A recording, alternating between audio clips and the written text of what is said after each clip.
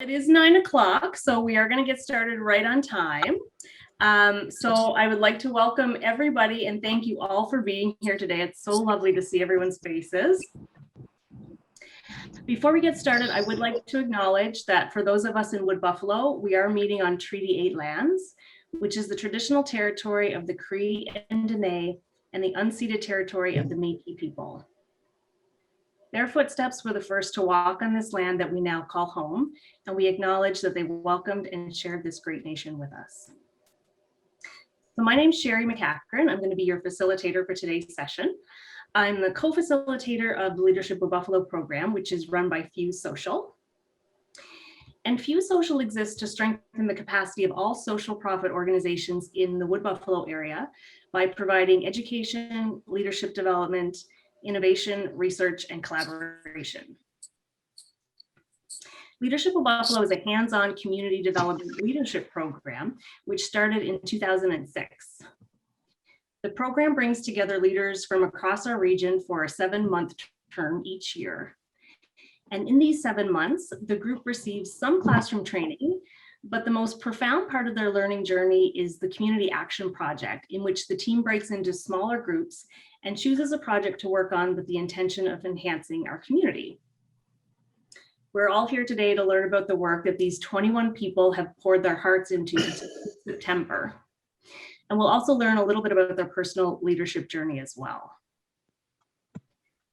I would just like to acknowledge that with all of the challenges that the COVID-19 pandemic presented, this group completely played full out. They maintained positive attitudes and got some fantastic work accomplished. So I think they all deserve a boatload of recognition and appreciation. We were all really hopeful throughout the entire year that we would have more time together in person, which never happened, unfortunately. But regardless, they never let that deter them. So big congratulations to everybody for all your hard work. With us today is Colin Funk, who has been the lead facilitator of the Leadership of Wood Buffalo program since 2010, and he's going to say a few words about community leadership. Colin, thank you so much for being here with us today and for all thank you very much. This is always such an exciting time for me to see this part of the learning journey for participants. I'll be really brief, but I just wanted to remind us about this program, how special it actually is. There's many leadership programs, less community leadership programs, and less that have the track record of not only the longevity, but making impact. And I think that's the really important, interesting. This is not just theory. This is theory that moves into practice, and you'll see very shortly as the participants share kind of their learning journey. And when we talk about community, lots of different definitions, of course. You know, it's a place that we share our home and resources. And when we look at community leadership, the emphasis is really on health and well-being.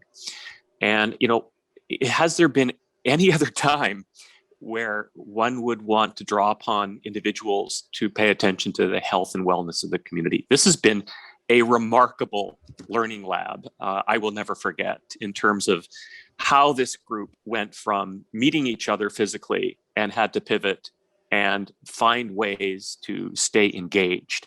And I would say this group has been even more engaged than many other groups because of that hill they had to climb.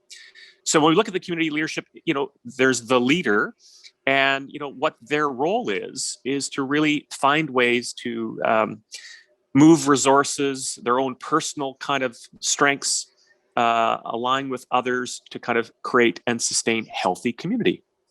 And I think that's such an important piece, very much what could very well be missing in the world. And great to know that we have such a remarkable base here. So I can't tell you how proud I am of just kind of this milestone and to kind of see not just the personal learning journeys, but the actual impact, you know, from framing the resources, the ideas, building relationship. And now we're in that very exciting phase of impact. So congratulations to the participants and all of you who create the structure for this program to happen. As I said, it is quite a unique program. and so proud to be part of this process. Thank you. Thanks so much, Colin. I'd also like to give a big thank you to our program sponsors, Suncor Energy and the Regional Municipality of Wood Buffalo. Without your generous support, this program would not be possible. And I would now like to welcome Mayor Don Scott to say a few words to our cohort before they start in on their presentations. Mayor Scott, thank you so much for taking the time to be here with us today. Well, I'm very happy to be here. It's fantastic.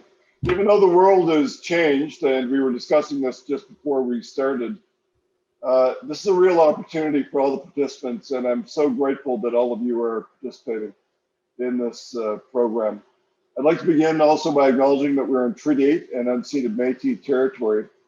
And just want to thank Leadership Wood Buffalo and Few Social for inviting me to this special event. And it's an honor to spend time with future leaders who have already made an impact in our region.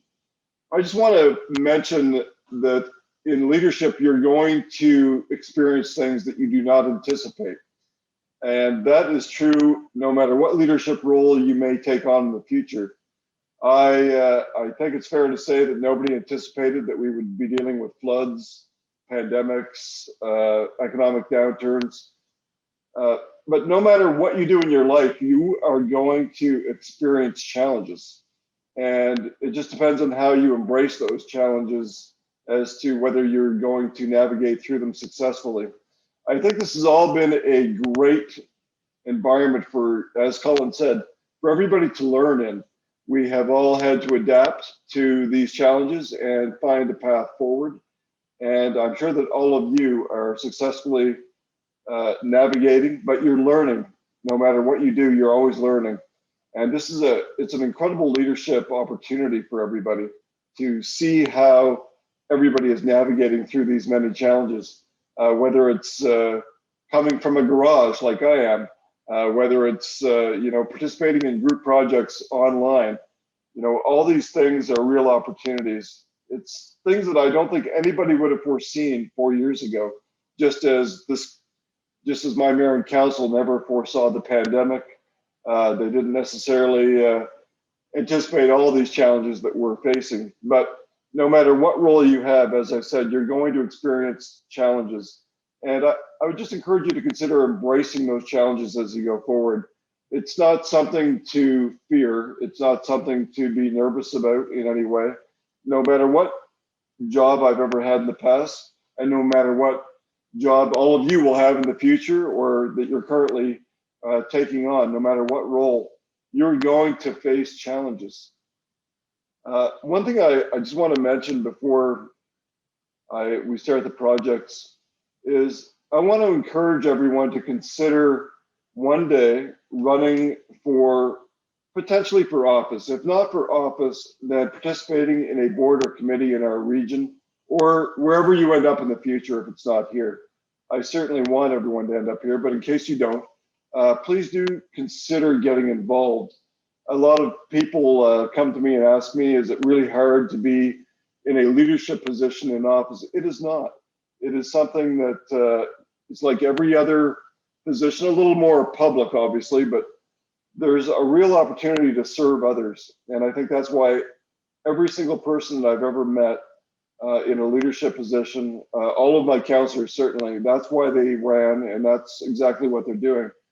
And I would encourage all of you to consider it. Now, if you're not going to do it, encourage others to. I think we in leadership roles always have an obligation to encourage others. And I certainly always want all of you to feel encouraged as you go forward to consider pushing others.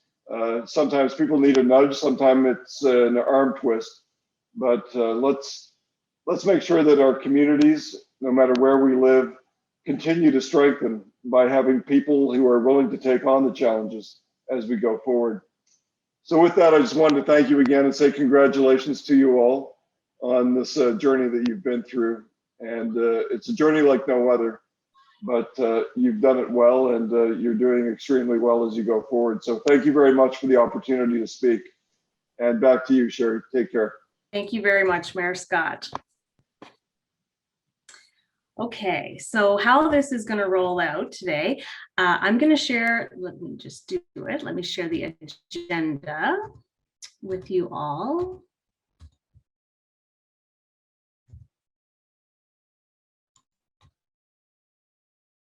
Can you guys see the agenda? All right, awesome, thank you. Okay, so we have 4 groups presenting today. We had a class of 21. And so what's going to happen is I will introduce each group, which will have 20 minutes to present their project. And then we'll allow 10 minutes for questions from the audience. And we'll take a 10-minute break between each group. So I would ask that you keep yourself muted to avoid the disruption of background noise, unless we're in the question period, of course. If you happen to forget, I may mute you, so please don't take offense if that happens, sort of behind the scenes. The session is being recorded, so please be mindful of that. You're welcome to have your camera on or off, whichever you feel more comfortable with, but we do love to see all your faces. And with that, we are going to roll right into group number 1, which is the Mental Health Directory group. And in this group, we have Melissa Williams from the Regional Municipality of Wood Buffalo, Shauna Pelly from United Way, Robert Fisher from RBC, Crystal Zimmerman from UBS Canada, Devin McNutt from Suncor Energy, and Anna Oliveira from Kuruman Yoga and Wellness for Youth. So let me stop sharing so that they can get in on this. Okay, whenever you guys are ready, take it away.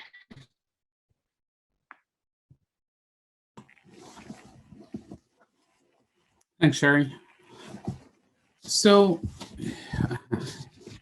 in the 2020-21 one year has been a difficult year for everyone due to the pandemic.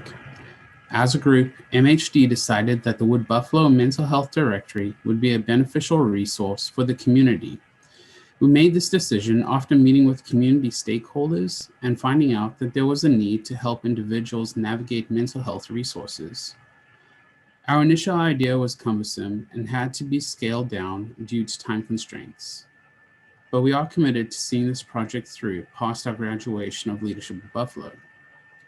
Now, as with every project and team, we had successes, we were challenged, and we learned a lot about ourselves and the community. So a little bit more about our process and us that we used. So in 2020, our journey started with Leadership at Buffalo. During our retreat, we were responsible for brainstorming ideas on ways we could help the community. Our team came together through mutual interests and passion for mental health because we were either personally affected by mental health or we know someone who is. Now, the same day, we exchanged numbers, emails, and created a group chat and documented sharing on Google. We started having team meetings to discuss what we wanted to do within the realm of mental health. We discussed things like stigma, misinformation, connecting nonprofits, and creating an information package. We realized we needed to find out what the community needed and to refine our idea. An opportunity came up to attend a community conversation hosted by the Health Advisory Committee through Alberta Health Services in October. And here there were many of the community organizations and members identified that there was a gap in the navigation of mental health resources in the RMWB.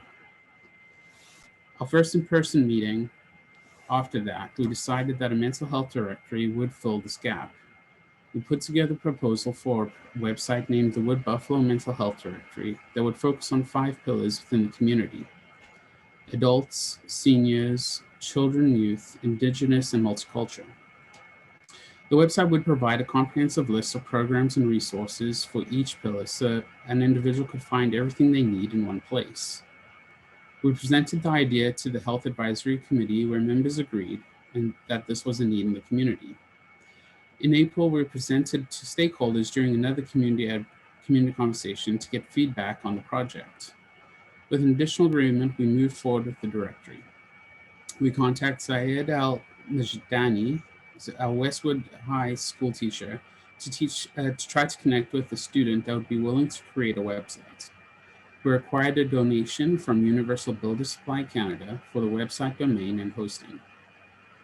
We do not have a live website yet, but even though Leadership with Buffalo is ending, we are committed and invested to seeing this project through. So Anna will now continue with our evolution.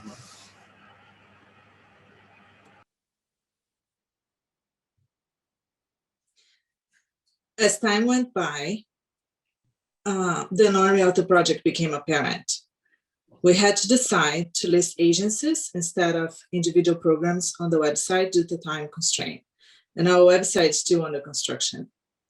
The overall vision of the project has stayed the same, where we want to provide a single location for all mental health resources.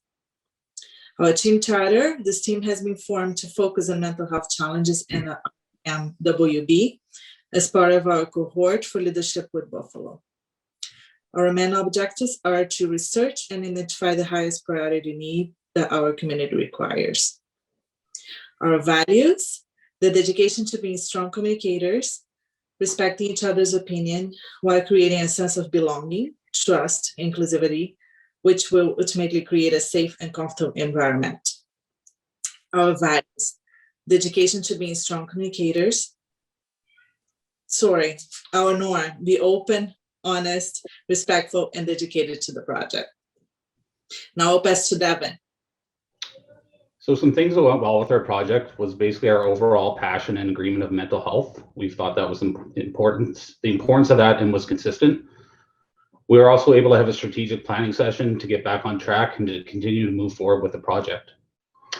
What didn't go well, so we underestimated the time just because of the size of the project idea. Individually, we had different processes and ideas of what the final project should look like. With the COVID-19 restrictions, we struggled with the virtual meetings. Group size and individual commitments made it difficult to schedule meetings. And one turning point in our project was the strategic planning sessions with Sherry that actually rejuvenated the project. And one other thing we had a challenge with was regular and consistent communication. On to Shauna. I'll talk about our successes. Due to the program going virtual in October, our team found it difficult to celebrate successes at times. We did cheer on our successes virtually, but it was felt by the group it was not the same as if it were in person.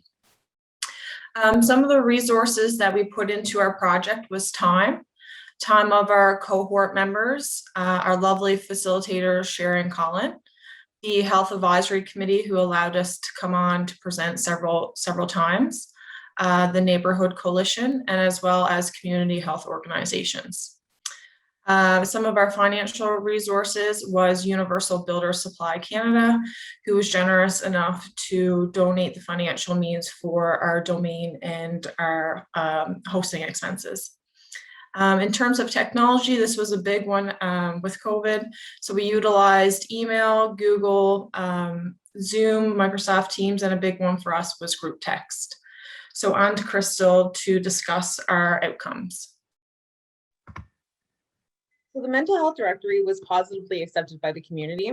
One of the things though is we won't see the impact until the website is live and individuals begin using it. Our expectation is that the directory will ease the process of finding appropriate mental health resources for individuals. As far as community partners, we have not yet chosen a community partner, but we will continue to work on this past the project end date.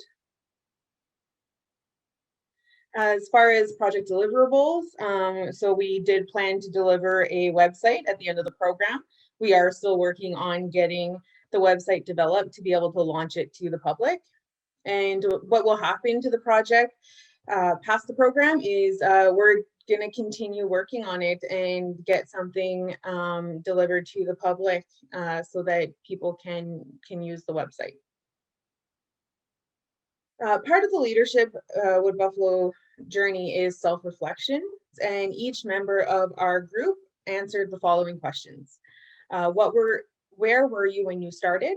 What changed for you as an individual and as a team? What did you learn about yourself and your teammates?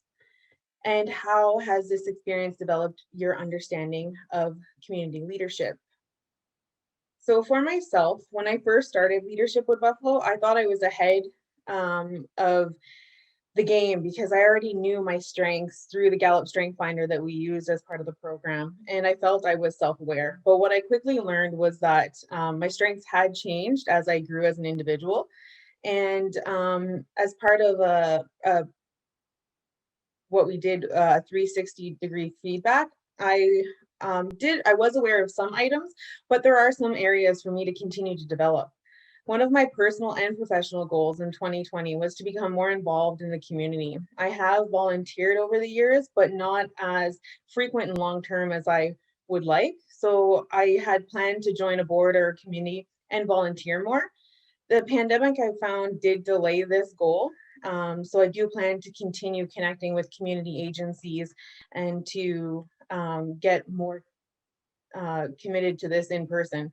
Once we're in person again, and I'm still committed to joining a board or committee and volunteering more. One item that I was trying hard to work on over the past few months was to not take control and allow other people to lead. This has been a struggle for me as I do like to be in control of projects. I feel as a leader, it's important to know when to lead and when to clear a path for others. And although I did take a strong leader role in our team, I did learn to step back and what my limits were at the end of the project with having a newborn in March. I learned that I am capable, that we all have an inner critic, and to succeed, I need to quiet that inner critic and I can do anything. This experience has taught me that community leadership can mean a variety of things and that it can involve a diverse group of people. I believe anyone can be a community leader if that's what they choose to do. And now Melissa will continue. Hi, good morning. I apologize for my voice in advance. Been a little sick. So when I first began my leadership with Buffalo journey, my goal was to be confident as a leader. I'd spent way too much time letting the inner critic take over. Throughout the last 8 months, I've grown so much and really had time to reflect on who I am as a leader. The skills I've learned and the connections I've made have and will continue to have an impact on the leader I am today and the leader I will be moving forward. As a team, I believe we have evolved so much since the beginning of leadership of Buffalo. Although we may not have all had the same ideas and perspectives, it's so important to listen and reflect on others' thoughts and opinions. For myself, I've learned how important self-reflection is and that leadership comes in all shapes and sizes, and there is not a box to fit it in. I've learned that it is so important to not let that inner critic shadow what I'm capable of achieving, that I am a leader. This experience has allowed me to really listen and learn what is important to the community, being able to be creative and inspire one another to develop our passions and bring forward meaningful work for the strong community we live in. Now, next, Shauna. When I started this program, I had just really begun focusing and bringing awareness to my own personal leadership. I have since learned that I'd already begun my leadership journey long before, just without being aware. Through this program, I have gained a greater level of awareness of my leadership skills and processes. As an individual, I have changed the way that I make time for my own personal development.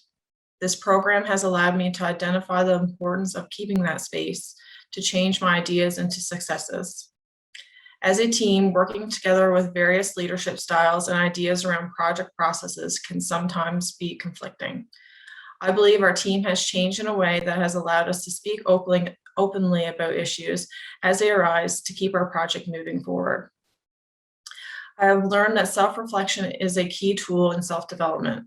It allows you to see how far you've come and where you are headed. Self-development is forever ongoing. There are so many different styles and meanings to the word leadership.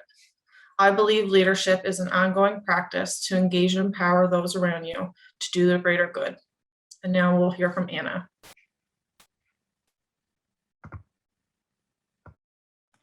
Sorry. When I signed up for the program, I was really looking forward to expand my network through the community.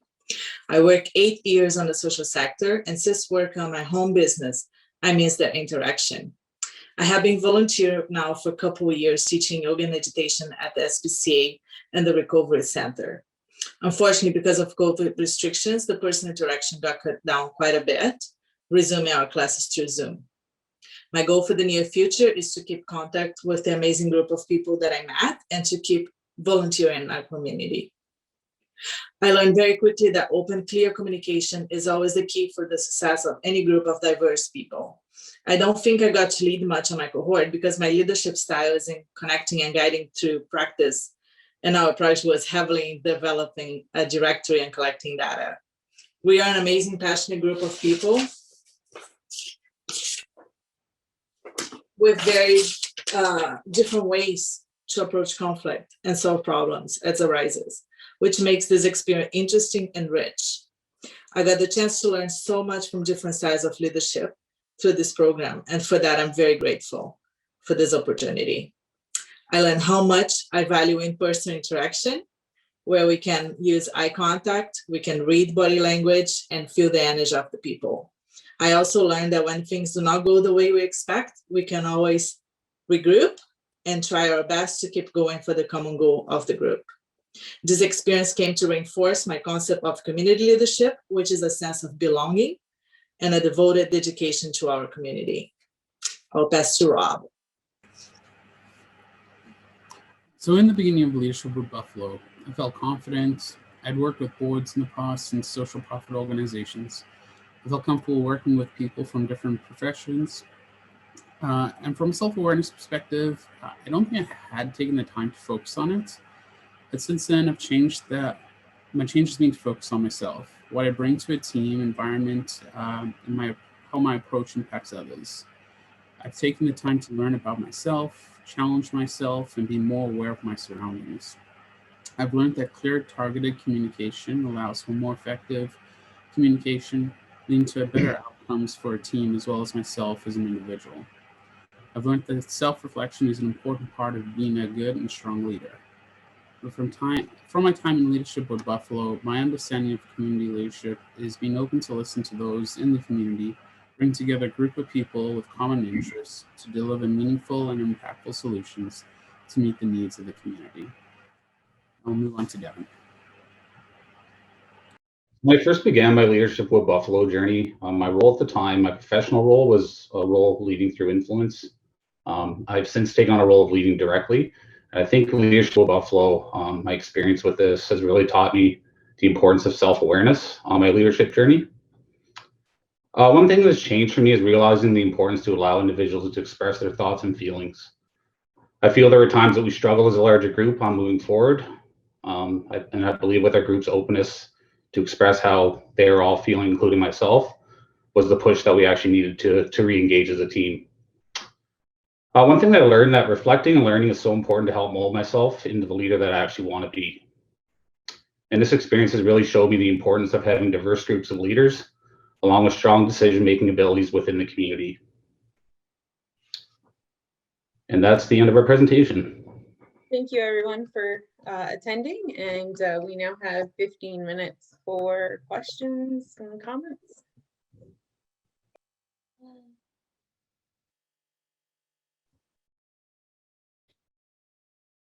Maybe Crystal, I will get you to, or whoever's sharing the screen, maybe to unshare so that we can just take a look at the audience and see if anybody has, if anyone has a question, you can just kind of raise your hand, or you can use the hand raise icon and I will scroll through, or you can just unmute yourself and speak.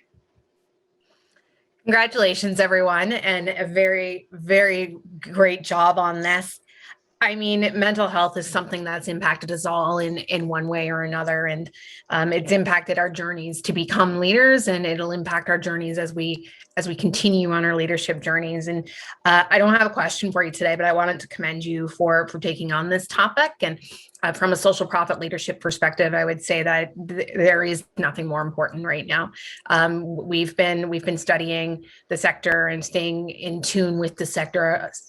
We always do, but along this COVID-19 pandemic. And one of the things that we found is that in the beginning, organizations were struggling with how do I pay my staff? How do we work from home? And all of these operational challenges. And in the last data that we collected, the number one operational concern that was identified by agencies and groups was the mental health of their staff.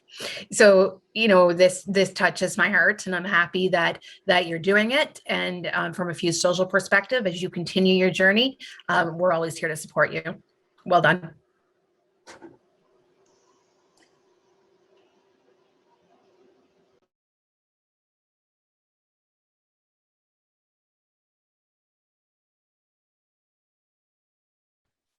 John Evans, I see you have your hand up. Good morning, everybody. First of all, I will lift my screen up. Apologies. First of all, congratulations and thank you all very much for a great presentation. I want to congratulate you and thank you again for your commitment, your engagement, particularly during this challenging time. Obviously, by what we just saw, you've seen a lot of rewards going down this path, and we really appreciate it. We love the Leadership with Buffalo program at Fuse Social, and think it really is grooming our next leaders in the community. So my question is basically this: with the mental health issue and concern we have globally, let alone community-wide, as you were doing your research, what surprised you? We all think we know there's some concerns here, concerns there, and these people are going through this and so on. What are some of the things, or a couple of things, that really stuck out, that surprised you and was unexpected?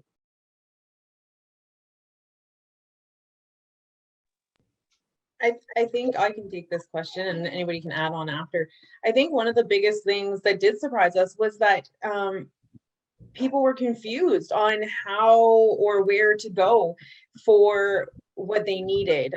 So the first health advisory committee meeting that we went to, people were mentioning that they were going to the hospital because they were in crisis, but then the hospital would kind of help in that moment of crisis, but not necessarily provide the resources they needed for long-term care afterwards.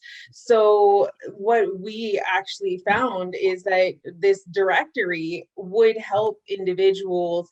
So if you were an adult, you could click on a page on the website that says adults, and then it would tell you here is all the counselors in the Wood Buffalo region that deal with anxiety. Here are the counselors that deal with depression. Here are addictions resources for adults. Here are, and then you could click on children and youth. And once again, here are the counselors that counsel children and youth, because counselors and different resources are not for every demographic. And so that was the biggest challenge that people had identified, was that they just didn't know of all the resources. And a lot of the programs and resources we do have here, but I think some social profits have challenges with getting the messages to everyone. And so not everyone knows where to go, and that was what really fueled our project, was that big gap and issue in the community. That's very real. Absolutely. Thanks. Anna, did you have something to add? Hi, Anna. Hey, Chris. For an immigrant perspective, I think people also struggling finding resource because they want something more private. They don't want to go out there and say, hey, I'm struggling with mental health. Yeah. Never alone speak that in English. So if we could have the directory, we could find an area for the newcomers to find that privacy and information needed. Great point. Yeah. Awesome. I look forward to hearing more and seeing more in the future. Thanks for all your work. Thanks, John, for that great question. We'll go to Jennifer Kinnett first, and then Chantal Beaver. Thanks. So I do want to echo Chantal's and John's comments just about seeing such incredible leadership. I feel really blessed I got to be at your retreat and get to see like this passion, firsthand. So I've very strategically stayed out of learning about what you guys are doing so I could hear them all today. And it's like really powerful to see how far you guys have come in this, and the irony isn't lost that you guys are focusing on mental health while you're definitely experiencing it yourselves through this pandemic and as things change. My question, because that wasn't a question at all, is I guess what is like your timeline for the execution of the directory? And I guess, Anna, I love what you said about ensuring that newcomers and people with different language needs have to have accessibility as well. So I guess what does the timeline look like, and how do you intend to have it shared out, or will you just pass it on, which is totally possible too? So I guess I can take that one. Good question, Jen. With all great projects and all great leadership journeys, there's definitely some unexpected things that arise. So with our particular group, we had some hiccups with getting someone to actually develop the website. So that's what kind of lagged us in our time. Crystal, our wonderful jack of all trades, has decided to take a stab at putting all that stuff together.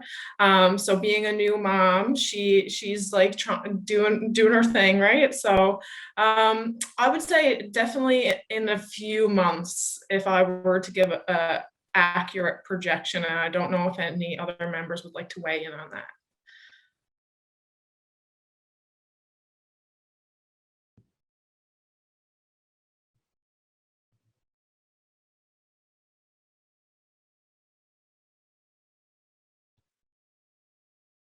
Okay, thank you. Thanks, Jen, for that question. Chantal, we'll move over to you. See your hand up?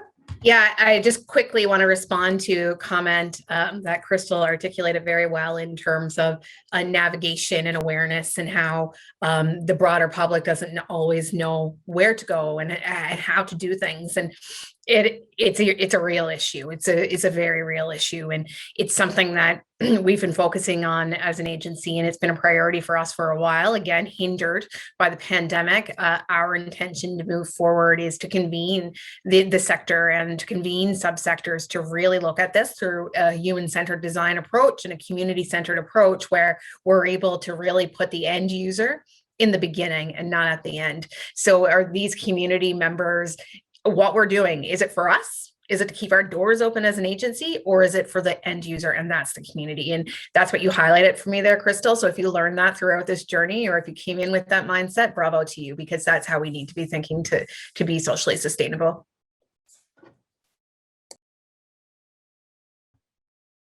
Awesome, thank you.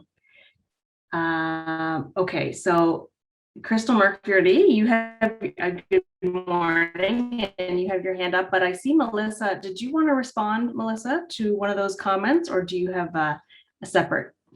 Oh, sorry, maybe your hand was up by mistake. Okay, Crystal Mercury.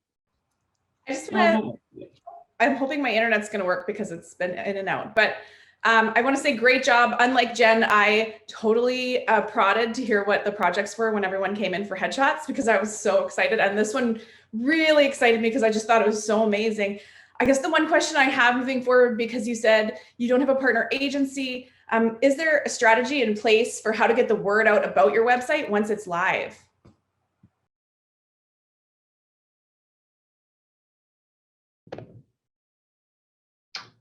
Yeah, so I can comment on this one. So we did present the directory to CMHA, and I think one thing I don't think we highlighted here is I think all of these agencies are actually super overloaded right now. So I'm hoping, once if we get through this pandemic here in the next few months, things start to open up and they start to actually get some capacity. Once the website's developed, I think we'll have a better chance of someone actually taking it on. So hopefully that answers your question. Evan. I just wanted to quickly add something too, is that with the development of the website, in the beginning, we weren't quite sure of who was going to be developing it, with me attempting to do that. the cost of developing the website has also decreased astronomically. Whereas if we were to use a marketing company, we could be looking at thousands of dollars, in which we weren't able to, or haven't looked into different funding options for that. So that also has stopped us from quite going to the next level of figuring out what the plan is for getting it out there. We have worked with the Health Advisory Committee, which is through AHS, and Melissa has also joined the Health Coalition committee, which is also another committee. So we do have we've spoken to SOS and CMHA. So we have had those conversations as far as how we could get our message out there once it's ready. We just weren't sure on when that time would come as far as it being ready.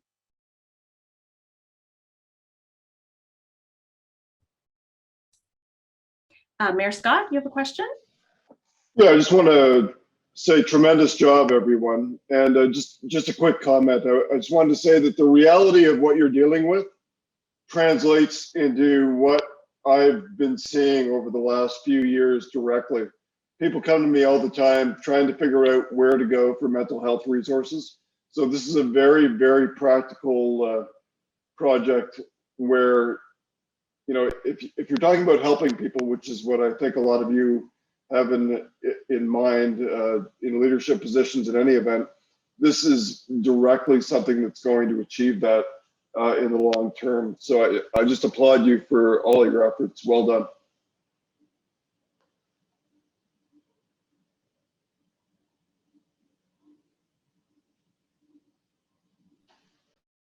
Thanks, Mayor Scott.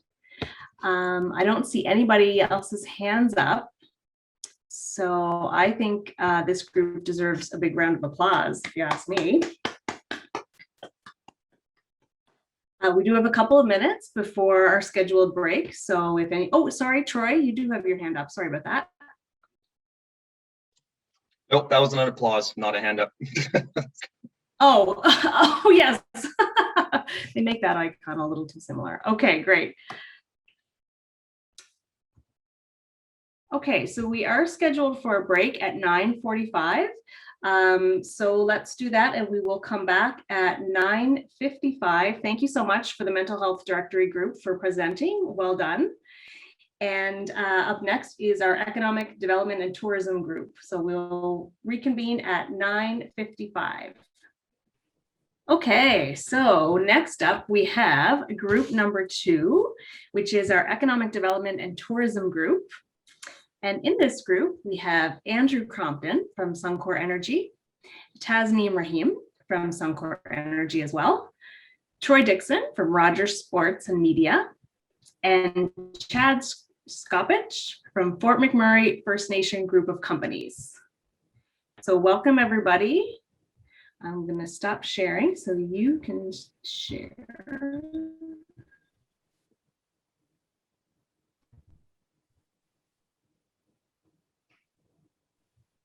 Okay, the floor is yours, group number 2.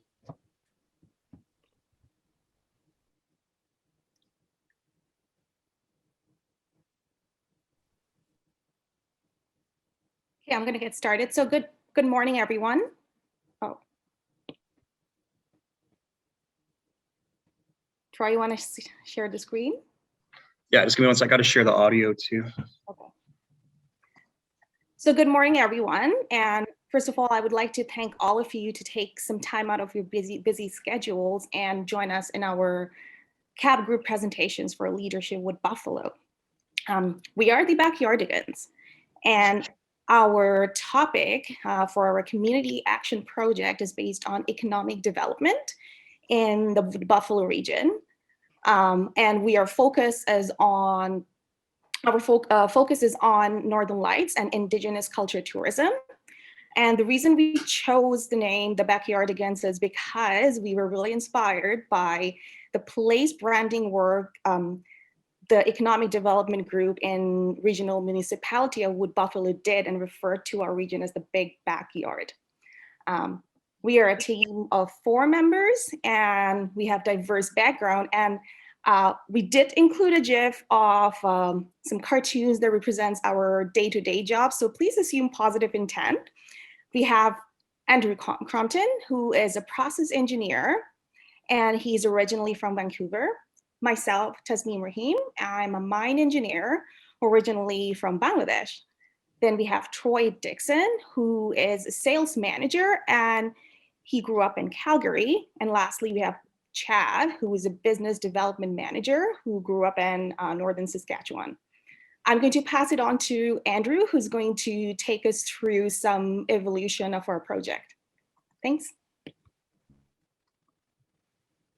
Awesome. Thanks, Taz. So good morning, everyone. So as Taz alluded to, our group was made up of four individuals with various backgrounds. However, when we got together, it was very clear that we all shared a very strong common belief that, the regional municipality of Wood Buffalo is so rich in beautiful natural assets. And we really felt that, to be honest, they were being a little bit underutilized, and that there had to be some way to bring some economic diversification by utilizing these assets better. So as I mentioned, when we got together, we had various ideas. We were super energetic. We had ideas such that included, creating a recreational rental business to access these assets easier, or creating guided tours, booking websites, a whole bunch of other things. But one of our main common beliefs was that there was a really strong appetite for Northern Lights viewing tourism opportunities in our region. So with all these ideas that we had, we thought it would be a natural partnership to contact the Wood Buffalo Economic Development and Tourism Group, and for a couple of reasons. Firstly being, what are they currently working on with respect to economic diversification within our region, and how could we aid them in their work? And two, what have they already worked on? We didn't want to replicate work, duplicate work that they've already done. So it really became a natural partnership. So after a few conversations and presentations with them, we were able to really focus and narrow our project focus on Northern Lights and Indigenous cultural tourism. So with our project scope now more focused, it was time to do some data collection. And we wanted, to benchmark ourselves against something or some place that's already doing this. And we chose Yellowknife. And the reason we chose Yellowknife is because they already have a well-established Northern Lights viewing facility called Aurora Village. And there was a lot of good data online with respect to this village or this facility. And so we thought we could extract that data and kind of give an idea to our audience of what that may look like in our region. So as you can see here, this is a photo of the Aurora Village in Yellowknife, and it's really it's about 30 minutes outside of their town, and there's these teepees that they have set up in an open area, and there's no overnight accommodations, but you can go here for about a 4 or 6 hour kind of tour. Your home base is these heated teepees, and then you can step out and view the Northern Lights. So we thought this was, something that is truly achievable in our region and not really out of reach.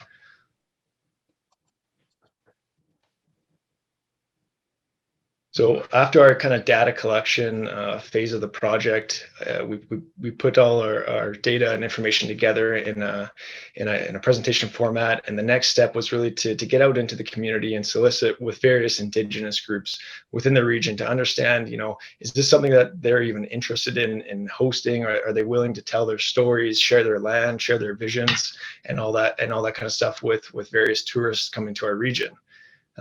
So that was our intent. However, this is one of the challenges we ran into is, again, we can talk about COVID challenges, but just we didn't get to meet with as many Indigenous groups as we were hoping to. So at this point in our project, we were really forced to do a bit of a pivot. And what that pivot looked like was generating some surveys with really pointed questions that would give us the data we're looking for. And we posted those surveys on various social media networks in order to reach a larger number or larger audience to gain more data so that we had kind of a more credible database when we presented back to the Wood Buffalo Economic Development and Tourism Group. So that's kind of the next step in our project here is to present back to the Wood Buffalo Economic Development and Tourism Group the data that we've collected. Next, we're going to show a quick short video, and the intent of this video is to give a bit of a better visualization for the audience here of what a project could look like in our region. And this video was shot at Macwa Lake, just south of town here. So with that, Troy, give her.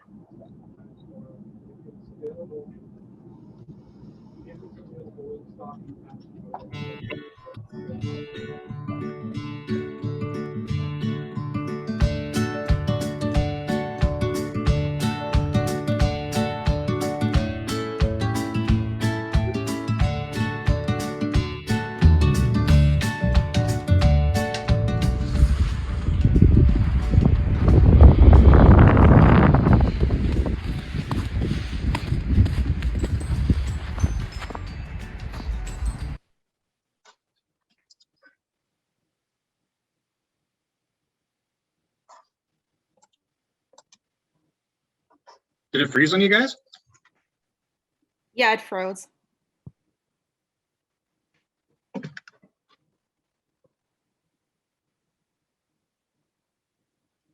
Uh-oh.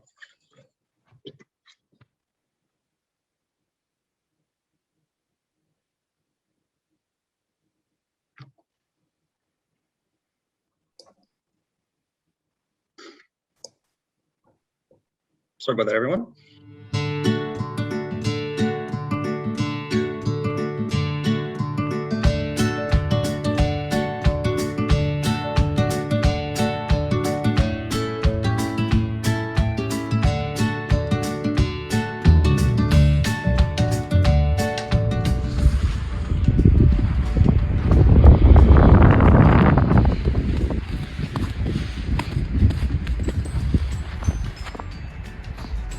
Oh, hey, how are you?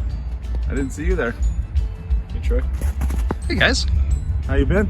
Great. Where are we? Well, welcome to Macwa Lake here. We're doing a little get-together, little presentation. I'm Chad Skopich. Alongside me is Andrew Crompton. And I'm Troy Dixon. And we just want to take you on a little tour here. I guess as you're familiar with Macwa Lake, as you come in, we'll have the traffic, the bus come in with the tour guides, kind of come and stop here. Everyone can gather out, and you can pay your entry fee or what have you, and find out where you're going and your brochures and all that. And then if you want, we can just take you down the little path here. Sounds great. Let's do it. So as part of our Leadership with Buffalo CAP project, we're focusing on tourism and the economic development portion of our project. We're really trying to dial in a tourism aspect with Indigenous culture here in Fort McMurray, and the main focus being on Northern Lights viewing, but tying in the Indigenous cultural experience. So we wanted to give you guys a bit of an overview of what this project may look like, have it go full circle and be completed. But this is just an idea of what we're thinking. So this would be an ideal location here on Macwa Lake, beautiful location where we could utilize the lake in the wintertime for numerous different types of activities. So we'll take you for a bit of a tour and show you what we're thinking. Out at Macwa Lake, down Stony Mountain Road. And this is just a practice facility just to show how beautiful nature is and what we're trying to do. But initially what we're doing is we're reaching out to all different nations in the RMWB, and we're getting their feedback on it. And initially, if this program was to succeed, we'd be wanting to do it on their native lands and on their nation. All right, so picture this. You're here with your friends and family. After the bus has dropped you off and you've checked in, you get to come on down to the water here. In the winter, there would be a whole bunch of winter sports things going on. As you can see, there's already people ice fishing out here. Very cool thing. Keep in mind, with Northern Lights, of course it'll be amazing for people to see them, but what if they're not out that night? We need to come up with a plan that's going to keep people entertained and satisfied, even if the main attraction is the show, so to say. So between winter sports like ice fishing, the ability to rent snowmobiles and quads, and then this amazing area over here where families can gather for campfires and amazing things like that. I think there's some amazing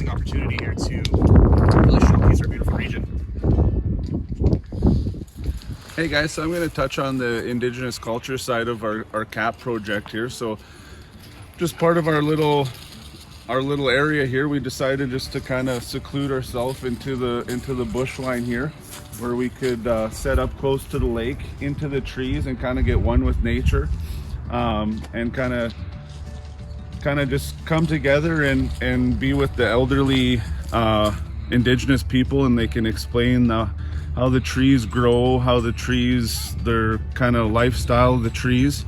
And then we could be close to the lake for the fishing sport, or we can be looking at birds and get just all the cultural aspect of it, and kind of just go back in time and see how they live their life, and kind of just relive that. And then we can set up our teepees and our shelters kind of how they did back in the day, and just kind of bring all the Indigenous culture back into this program that we're trying to create. Chad, can you tell us a bit more specifically about the Northern Lights? Is that important to Indigenous cultures? Yeah, it's very important to all different nations in the wood buffalo and everywhere around the world in the Indigenous culture, because there's a lot of history, a lot of background, and from different nationalities. From you got your Aboriginal culture, your Métis culture, and your Dene culture. They all have different backgrounds and different history of the Northern Lights. So it is very important to the different cultures out there. So with respect to the vision of our project, it could, it's really limitless at this point. It could be as simple as having day trips coming out to this site to visit for the evening and the night, and then travel back to site, or back to town. Or it could be, as a large scale, as having permanent accommodations here, something similar to the Aurora Village, where you'd have overnight accommodations, 1, 2, or 3 nights type thing, with meal services on site. So that's really what gets us pretty excited, is there's just so many opportunities with this type of project. So yeah, just to end our little viewing here, I just want to thank everyone for taking the time to come on a little adventure with us today, and we'll see you guys again. Take care.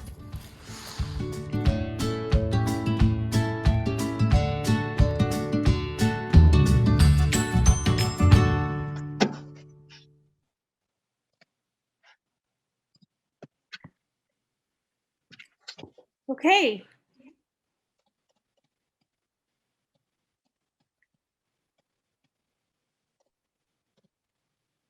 Okay, so now that you all have some background regarding the scope of our project, it's time for some fun polls.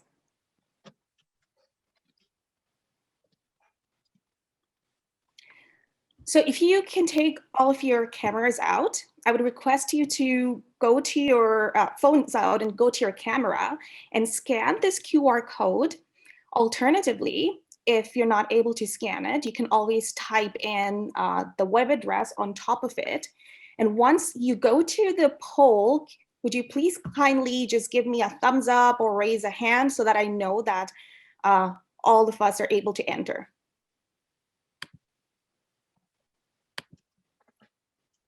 Okay, so people are entering.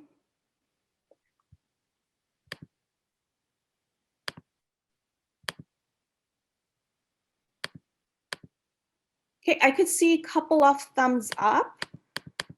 One of my teammates will take a snip and post it on the chat if some of you are not able to.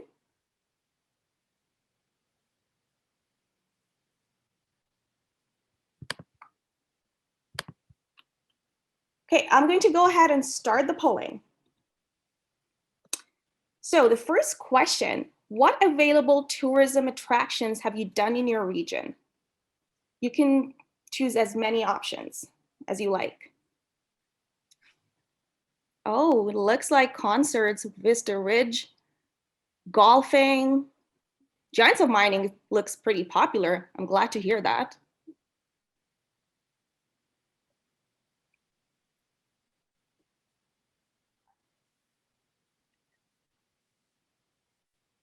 Okay, the bars look pretty stable. Okay, some still coming in. Okay, so the most popular seems like concerts and Vista Ridge and some golfing and giants of mining. I'm going to move on to the next question. Do you feel there is a need for any of the following in our region? Oh, wow.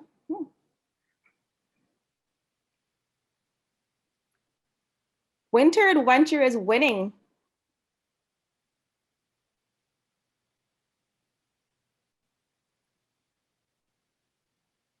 Okay, perfect. I'm going to move on to the next one.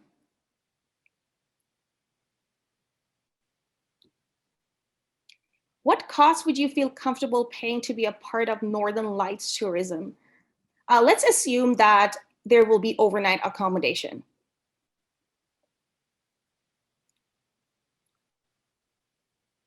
I like how people don't care about the cost, but the quality, which gives me a sense of assurance. Okay, next question. What cost would you feel comfortable paying to be a part of Indigenous culture tours? Let's assume there's no overnight accommodation, just 2 to 3 hours tour.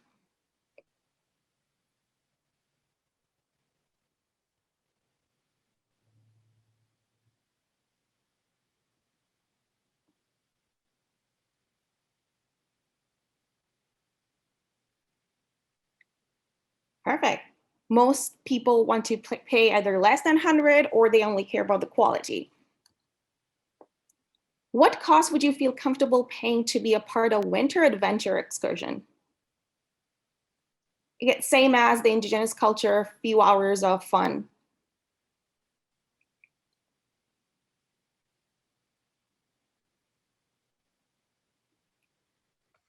Okay, so those are all the questions for our polls, and it looks like the quality clearly wins over the money. So that's great to know.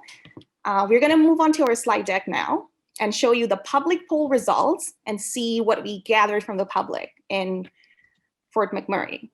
Sorry,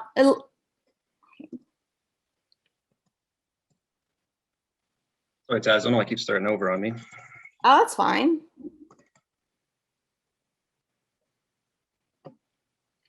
So if you look at the tourism attractions that people have visited, it's very similar to what the people in this group has voted for.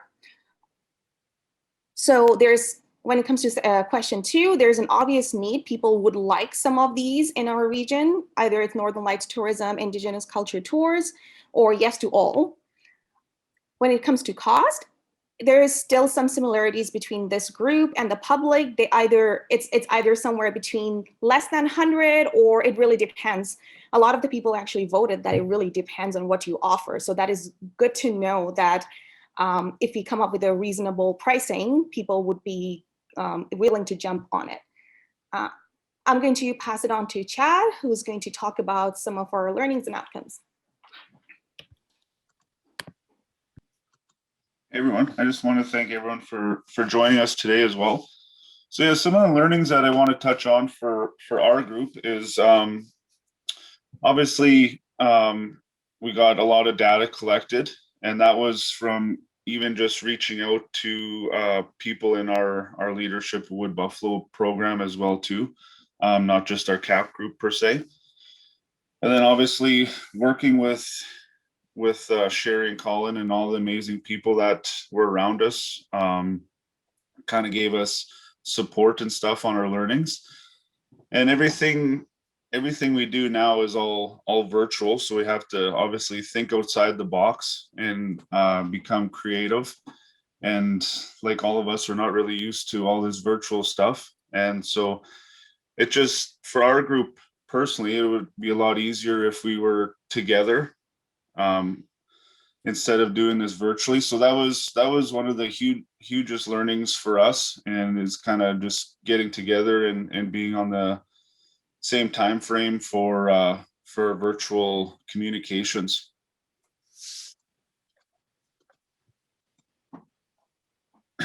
And then so for our group understandings, obviously we all 4 of us come from different backgrounds, which is really great.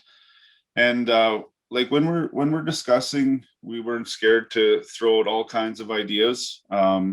Everything kind of got dissected and put into, some ideas got put into a hat when we were not sure what the outcome would be, and we just kind of go with the flow and make sure everyone voice their opinion, so we can get all kinds of different directions on our group's understanding and our discussion. So that's basically how we kind of came to all of our final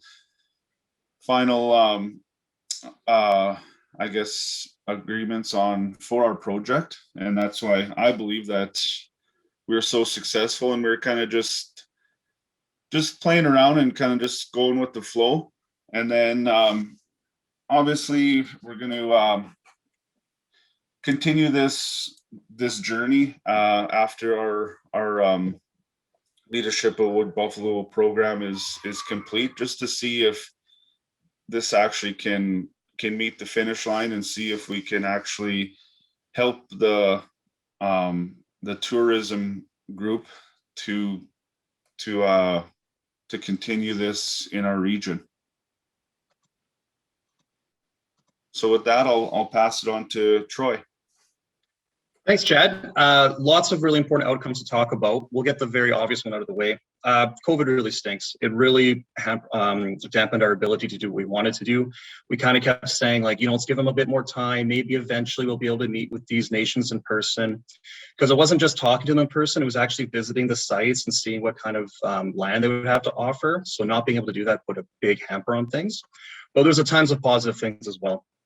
The partnerships we developed were great, not only partnerships between Leadership Buffalo and our cohort, but with other organizations. So Wood Buffalo Economic Development and Tourism was massive for us. The fact that they were so on board with what we wanted to do and so encouraging for us to get out there and find this data was super encouraging. We kind of felt that we could ask different questions than they might be able to. So I think they thought that was very valuable. Everyone's favorite word through COVID, the pivot. So when we realized that come presentation time, we probably wouldn't have enough data to share on the nations alone, as we're only able to meet with the nation, the Métis Nation.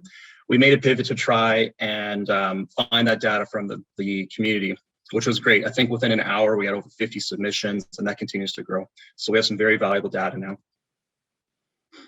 So what was our commitment? Well, the current state of the project. We feel we're there. We have enough data that we could do a pretty good report. And at the end of the day, what is our CAP project? It's a research paper that we're going to be giving to not only economic development and tourism, but any organizations that might benefit from it, including the city, perhaps Mac Island, any group that might benefit from this information. We're very happy to share it. So what's next? We get to it. We get finalizing our data. We hopefully get in front of a couple of these nations, and then we have a very well thought out report that we can give to these different organizations in town, and that will conclude our involvement with this project. Thanks everyone so much for your time. We really enjoyed chatting with you today. Hope you enjoyed our video, and we'd be happy to take any questions.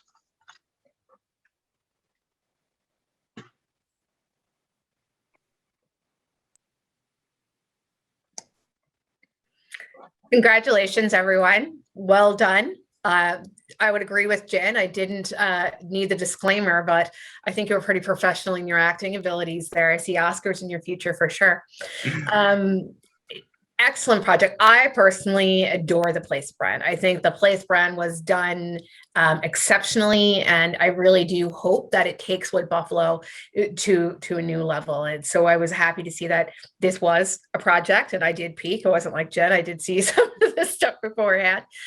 My question for you is, how would you, if you were to continue this further, socialize these ideas with the general public? Because what we see often, I'm sure Mayor Scott could attest to this, is that we have fantastic data, we have fantastic ideas, and the leaders in the community come together and they see the validity of this work, whether it be yours or others, and then we get the social media and all of these things that don't want to see the investment. They want to see it happen, but they don't necessarily want to see that investment. What case of support can you make for investing in tourism in our region based on the ideas that you put forward? I can take that on, and my teammates can jump in if they want to add something. So that's a really great question. That's something we also discussed internally. So the first thing, just to mention, our project is not completely done yet. We still will reach out to a couple other nations and see how are they interested to be a part of this project or not. So that will kind of steer the conversation and see whether some of us are actually willing to invest or not. Secondly, we will, when it comes to, let's just say, reaching out to public, we will definitely have to get some expertise from the Economic Development and Tourism Group because they're really great at these kind of things.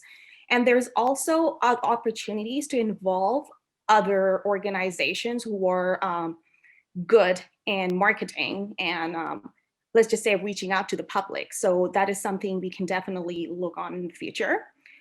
Third, when you ask me, and we were actually talking about this with the Economic Development Group, why Fort McMurray? Like, why would Buffalo?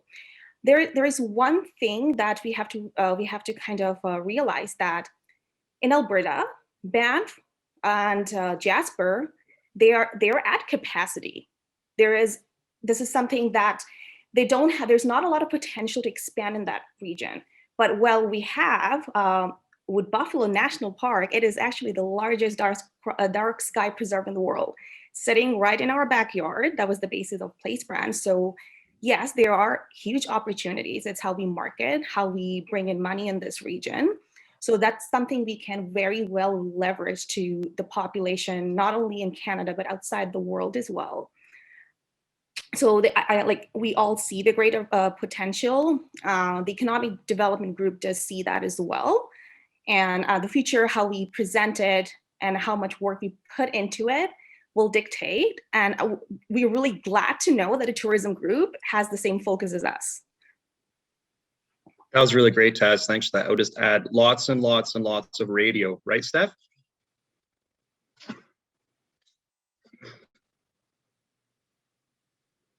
Jen has a question. So I raised my hand and then Chantal unmuted and asked the question I was going to ask about socializing it. So I had to think while you were speaking about what my question was going to be instead. Thanks, Chantal. Appreciate it. So I guess my question would be, so you're going to hand this off to economic development, your research paper. And I think that kind of downplays all the work that you guys have done in this piece. I know you're not, I know it's just jokey. I get that too. But I'm curious, like, what role do you feel that you'll continue to play in this once it's passed on to economic development? Now, I guess that you've kind of integrated into the idea of it. I can take that one. I think just being a continual resource, as like I mentioned in the presentation, we feel that we're able to ask some questions that an economic development or another organization might not be able to ask or be uncomfortable to ask when it's getting into money or getting into commitments or stuff like that. We're simply a group of volunteers trying to help our community. So we don't really have those awkward conversations. We can kind of ask and just say, hey, we're just doing our part to try to help out. So we're curious to gain this information. So I think we could be a really good resource that way. I'll like Dina Hinshaw this and give you a second part to the question. Troy, say you ever left Fort McMurray, do you think you'd still like continue to share this message, I guess, if you were out of the region? I'm going to be the biggest Wood Buffalo cheerleader till the day I die, whether or not I'm here. I'd be surprised if I ever leave because I love this place so much. But yes, absolutely. I will be happy to help in any way, even if I'm no longer here, for sure. And I was just going to add, being part of Leadership Wood Buffalo and the Alumni Network, we have a huge pool of leaders who I'm sure will help us out to be the cheerleader for the Wood Buffalo region and help us out if needed. So I'm really confident that people here will jump into this bandwagon.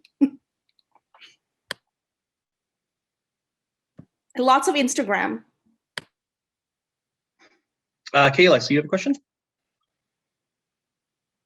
I do have a question. You might have gone over this in your presentation. I might have missed it. Did you come across any data from other places like Yellowknife where they had direct numbers for the revenue that their region generates with their tourism? So their Northern Lights tourism specifically. Andrew, do you want to take that? because I was going to say, analytical guy Andrew can probably take care of it. Maybe not. Andrew's really choppy for me.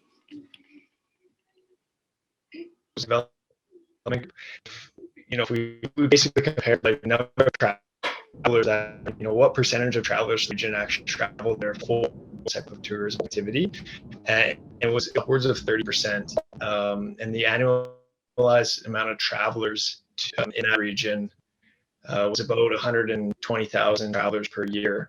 So, just to do like rough math, and I think annualized travel to Fort McMurray, this is back a couple of years ago, was around 750,000 people per year.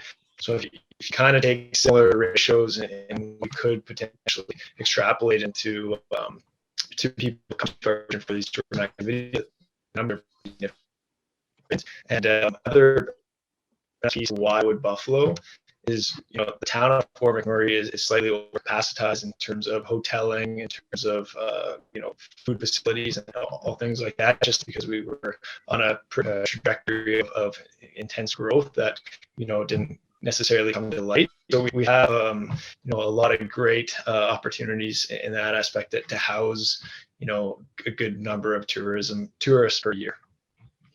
Yeah, I'm not going to share exact numbers on revenue and stuff like that, but it is a significant opportunity for this region if we were to pursue such. Just because Andrew was a little choppy, Kayla, I'm just the number of people on average visiting Yellowknife in 2019 was around 117,000. In Wood Buffalo alone in 2017 was 750,000. So we do have a lot of people coming into this region, but not as many, not the opportunity to view Northern Lights like they do in Yellowknife.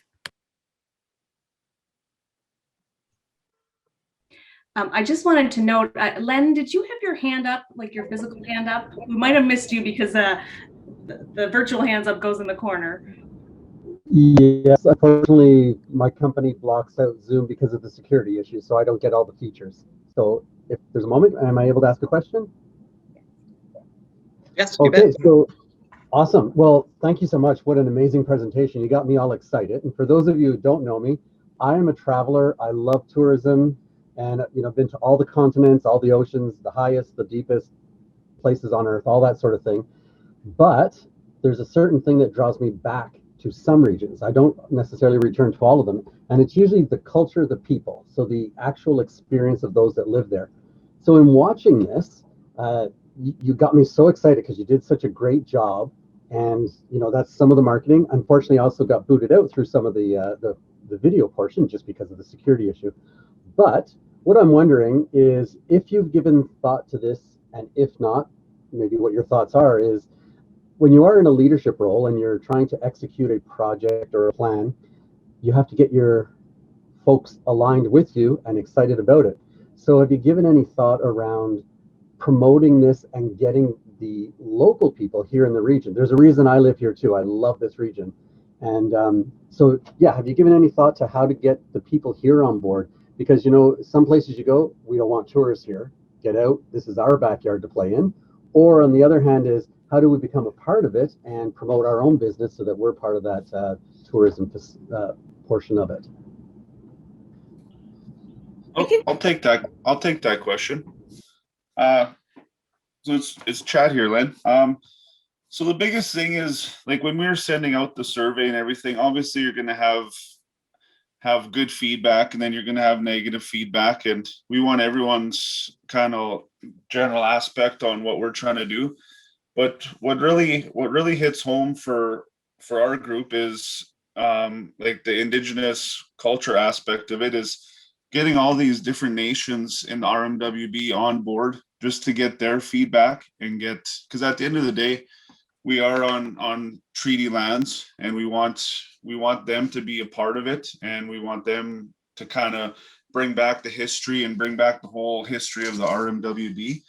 So that's the biggest thing, is if we can collect that data from each nation and then share it with the community, then I think that'll bring a lot more people on board once they see all these nations that want to contribute and want to come forward to actually show their nationality and what these people did on these lands before they even came to live in Fort McMurray.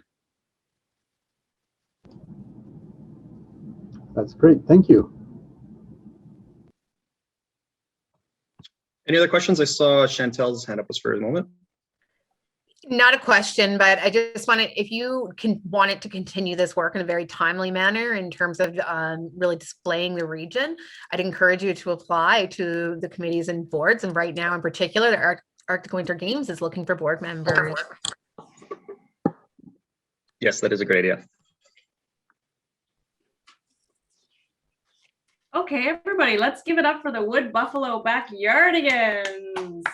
Well done, you guys. Awesome name too. Okay, so we're going to thank you for that, everybody, and all the wonderful questions and comments. We're going to take a break. John Evans oh no, okay. Once again, getting the icons confused. We are going to take a short break. We're going to chop it up a little bit and come back at 10:40 for group number 3, which is the Wood Buffalo Wellness Society Women's Sober Living House. Okay, guys, see you at 10:40. Okay, everybody, welcome back from your break. We're going to keep on rolling, and we've got group number 3 coming up next.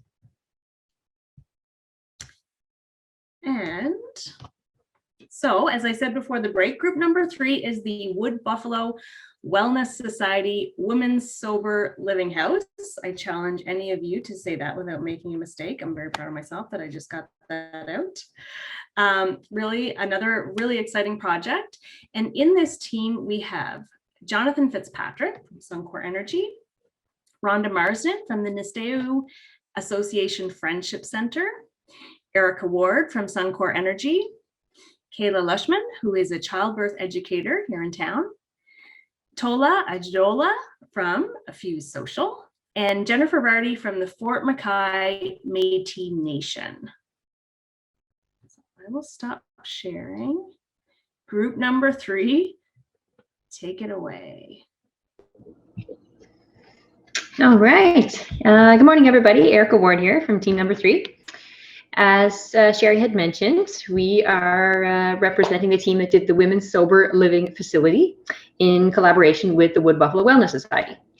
Now, over the past 9 months, we have worked tirelessly on our CAP project. And although it's still in progress, we're very proud of how far we've come, and we have confidence that this project will keep moving forward in the future. Now, as a general overview, our team has invested a grand total of 671 manpower hours into this endeavor. So between the 6 of us on our team, that includes 188 manpower hours towards our team meetings, 354 manpower hours in leadership sessions leaders, and 129 manpower hours in research and assignments. Now, we're going to begin with a brief video here that'll provide a brief description of our project, and it'll also give you some personal insights from each of the team members and some key learnings that we had along the way. And then we'll delve deeper into the details of our project a little bit later on.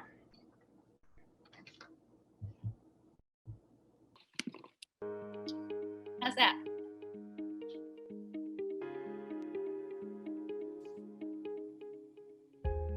Our team was formed with the aim of providing some form of assistance and support to those who are vulnerable in the region.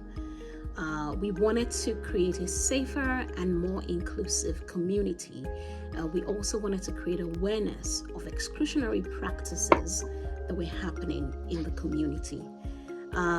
Another aim that we had was to demonstrate the need for improvement and implement solutions that would have lasting impact. So we saw that we had a wide scope of the things we wanted to do. So as soon as we were formed, the first thing we did was to create a research to define our scope, and eventually we settled for working with the Wood Buffalo Wellness Society to create the Women's Sober House.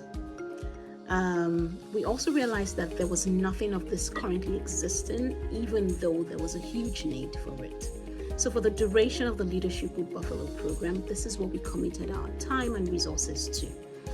We're looking forward to the opening of this facility, which we think will be very soon. And we've also committed to following through with this vision even after Leadership with Buffalo ends. One thing I learned this year that I did not expect to learn this year is many people don't walk their talk. They don't. A lot of people don't even realize what their talk is. When you ask somebody,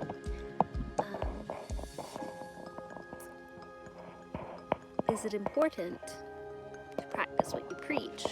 Most people will say yes. But when you ask them, what is it that they preach? That's a very, very different question. And I didn't really expect to learn so much about what my talk actually is.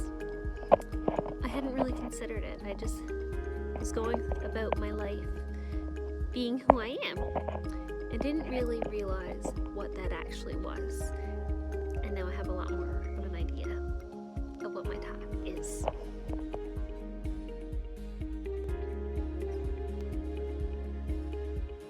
One of the highlights that I really enjoyed this year was being able to form as a team, network, and identify the needs in the community. That itself was amazing.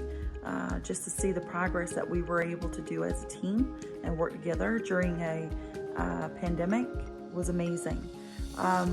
It also allows you to develop new skills, work on goals, challenge yourself. I was able to enhance my public speaking skills. There's so many highlights. The friendships that you make. Everyone relies on each other and leans on each other is amazing. This program will forever have an everlasting impact on me. So I encourage everyone to participate in this program. It's been one of my biggest highlights, and I'm so glad that I was able to attend this program. Thank you.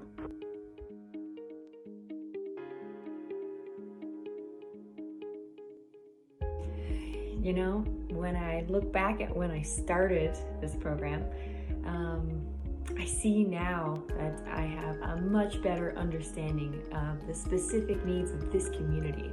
You know, I think at the beginning I probably made the same assumptions about this place as every other city, that we had the exact same needs, and I've learned that there are some things that are particular to Fort McMurray that we can work on to make people's lives better.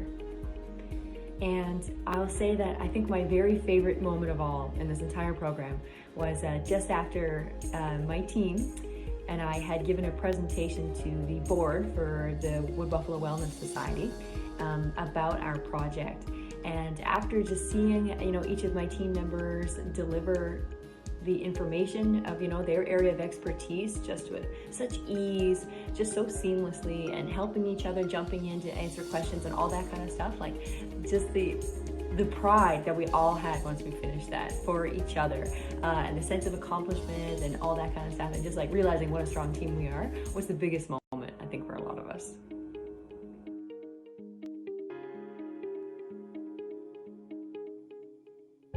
Hello everybody, I'm here to answer what went well in our team and what did I learn about myself and my teammates. In terms of what went well, our team worked really well together to understand each other's strengths, and we were able to play into that. What did I learn about myself and my teammates? Well, I learned about my team is that being the only male in the group is that 5 other women can short team up on me. Just kidding. Through our team, I learned there's a lot of talent in the community, and the diversity of ideas brought together is what made our team strong. In terms of what went well in the process, our team very early on collaborated to hold each other accountable by having different facilitators in the meetings and a different note taker. This allowed for members of the team that may not have had this experience to get on the stage and do so. I think if it wasn't for COVID, our project would be fully functional right now. It's unfortunate that we weren't able to meet more in person. And what I learned about myself is that my leadership can be brought into multiple sectors and can be applied and adapted. Thank you.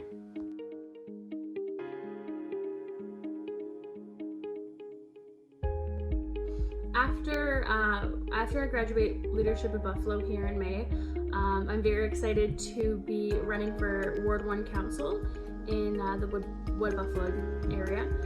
I really feel that Leadership with Buffalo has provided me with the necessary tools to do so. Being a part of this program has really solidified who I am as a leader. Before this program, I was doing a lot of copy and pasting. I would take things that I've seen here or I read in books and kind of try it out, but not really make it my own. Leadership at Buffalo has given me the space to do a lot of trial and error on how I want to be a leader and how I would like to see our community grow. I've been incredibly grateful, and I'm very excited to see the next group of people coming through our cohort. Thank you.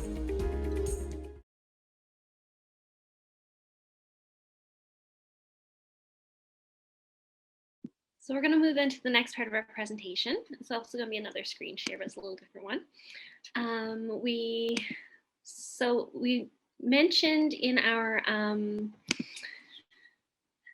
video there that we maybe underestimated the needs of our community in the beginning. And so we had a bunch of different ideas about how to increase equity in our community. And it was through discussions with community organizations that we were able to really hone in on the mental health and addictions area. So right now we're going to go ahead and we're going to share the screen again. John is technically our technical guy, but he's moved to PEI. So we are filling his role today, and we sure do miss him. So please bear with us as we get our Kahoot game up for you guys. And we have sharing sound on this time, so that's great. So what we're gonna do here, can everybody see the screen? Let me know if it changes for you.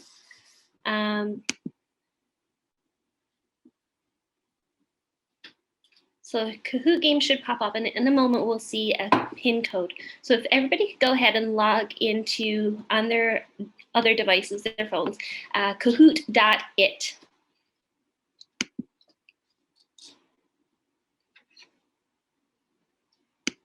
Can everyone see? Maybe Eric can thumbs up. Game on the screen.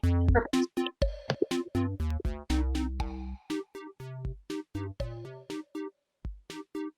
Can everybody see the game pin on the screen? Give me a thumbs up yet, or no? No, just a question so far. Okay. Let me try this once more.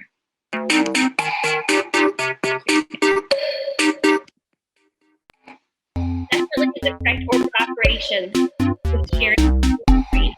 Okay, this is too loud. Okay, so we have some people logging in. We did not realize this was going to be a need for our community in the beginning, and hopefully you guys will, after playing this game, have an opportunity to understand the need as well.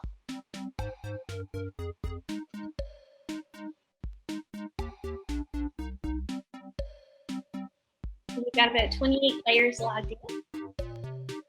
We're going to go ahead and start the game. So you'll enter your questions. There is a winner at the end, so for those who have a competitive streak, it's go time.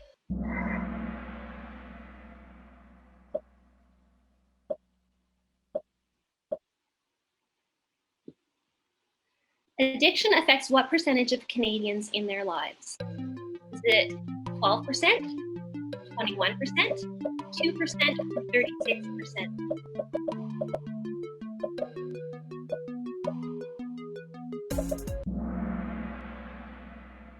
21%. 21% of Canadians are affected by addiction in their lifetimes.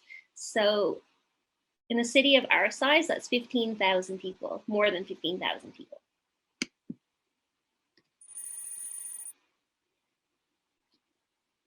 Taz is in the lead. People are consuming more alcohol since the onset of COVID-19. True or false?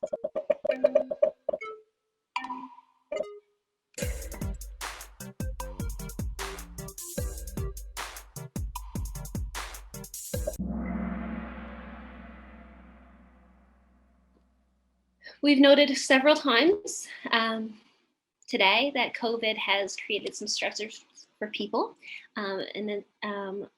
And with that, we have seen the rise in alcohol consumption since COVID-19 came.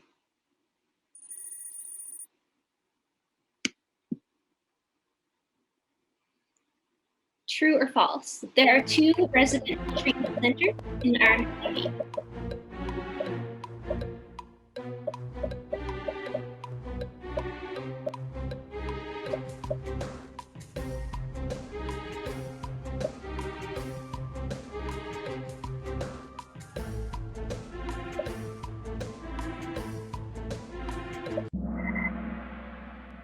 We have 3 residential treatment centers in the RMWB. We've got Pasteur Place, Mark Amy Treatment Center, and Fort McMurray Recovery Center.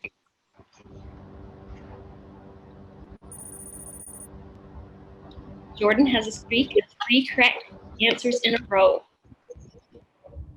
How many beds are designated at the center?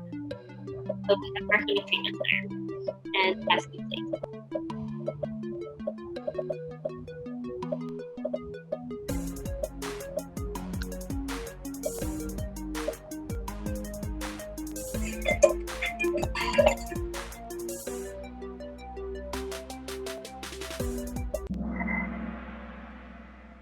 So 2 of those beds, two of the 10 beds, so about 20% of beds are designated for women in the community.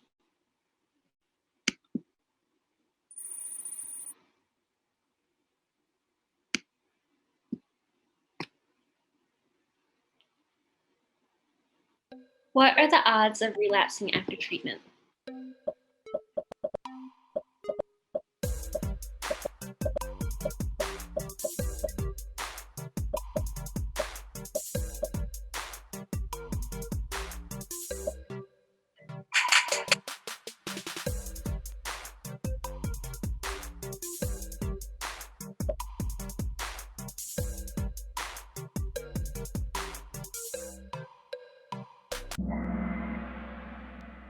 Overwhelmingly, your chances of relapsing after treatment are 40 to 60%.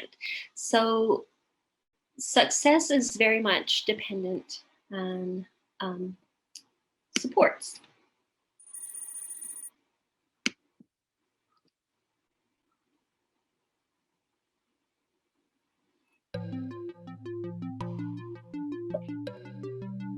Sober living houses tend to offer a lot of wraparound support services to their clients and residents.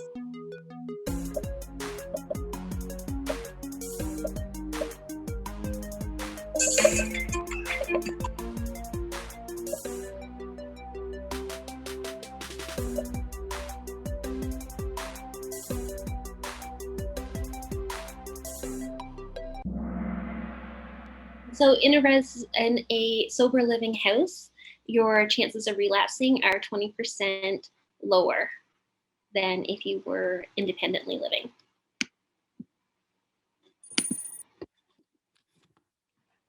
True or false? There's a sober living house for males in Fort McMurray.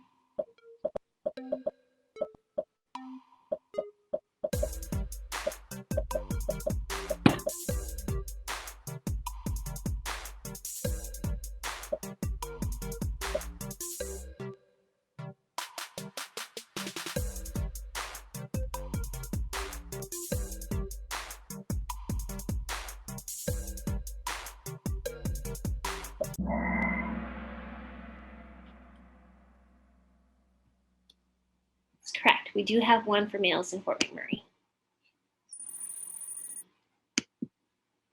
And our last question, there's a sober living house for females in Fort McMurray.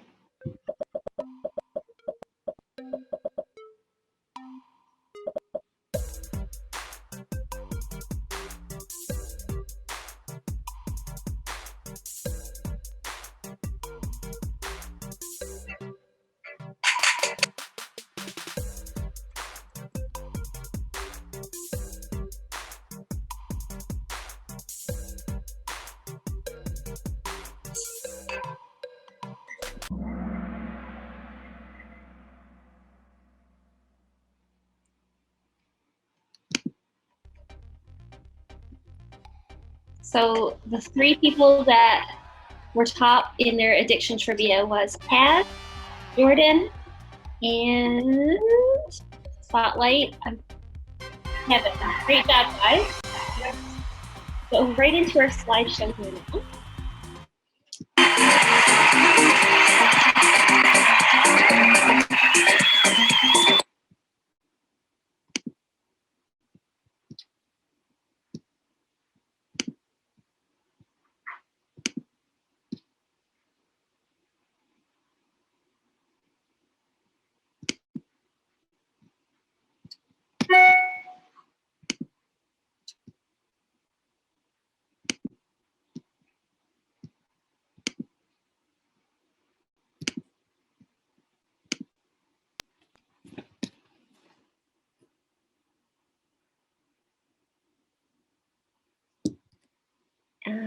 Okay. So we're going to play from the beginning.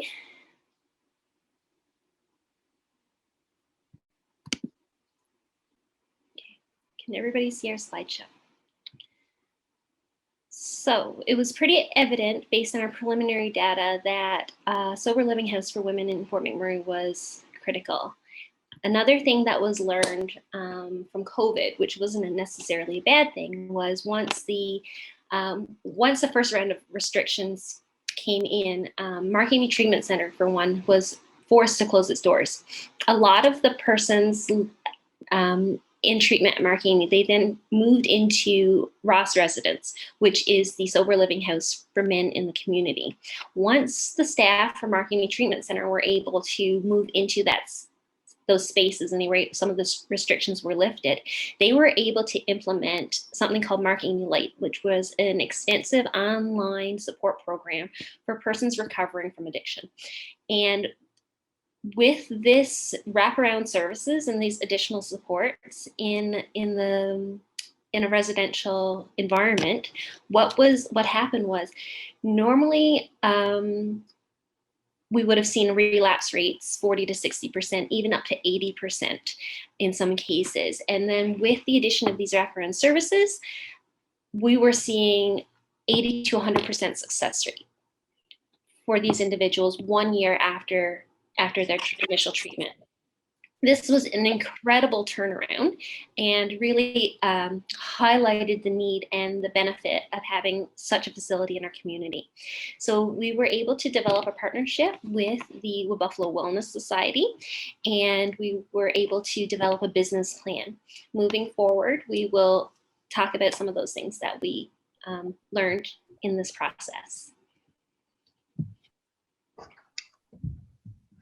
I'm going to take it from here. And so we created the survey to allow the community to communicate with us on what was needed, the scope of the facility we planned on launching, and the potential support we could also get from the community.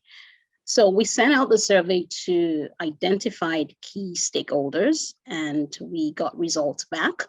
One of the results said that 100% of respondents thought that a sober living facility was an effective method for individuals who were transitioning.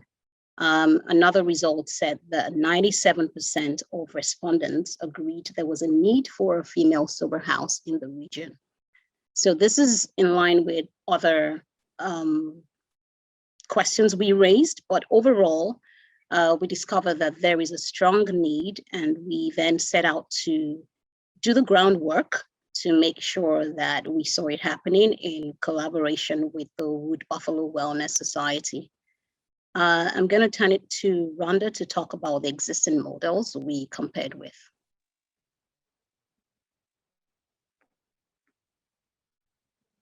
Hi, everyone. So as Kayla mentioned earlier, we were lucky enough to partner with the Wood Buffalo Wellness Society. And at the beginning, they were gracefully allowing us to start the project from the ground up independently. So we were honored with that. So we did create a business plan. We could present that at any time if anyone would like to see it. But So with the existing models, we thought we would use our leadership skills and expand on our networks. So what we done was we done a lot of research independently, and as well we connected with other existing models here in Alberta, mostly in Edmonton. So as you can see on the screen, we did reach out to Adara, Elco, Aventa, Healing Arts, Uros, and Valida. So with that information, they were able to give us a lot of useful information that we would need to create this business plan. So we were able to identify the accreditation, funding, eligibility, licensing, and governance. And as well, one thing that we learned with our networks once we reached out to all these existing models here in Alberta, they still connect with us, and they're still willing to help us and the Wood Buffalo Wellness Society in the future with our project. So they are willing to share their resources, their experience as well. So we were very lucky to do that. And once we did meet with the Wood Buffalo Wellness Society to present our business plan, we gave them this information. So they will take this information as well and use it at their resources. And as for the budget, Jennifer was nice enough to look into our budget and prepare for funding grants, but unfortunately she's not here today, so I will speak on her behalf. As you know, with starting a new program, a new organization, it comes a budget. So with our networks, when we did reach out to other existing sober living homes, we were able to discuss budgets and what would be included into these budgets. So as you see on the screen, these are just some of the things that would be included.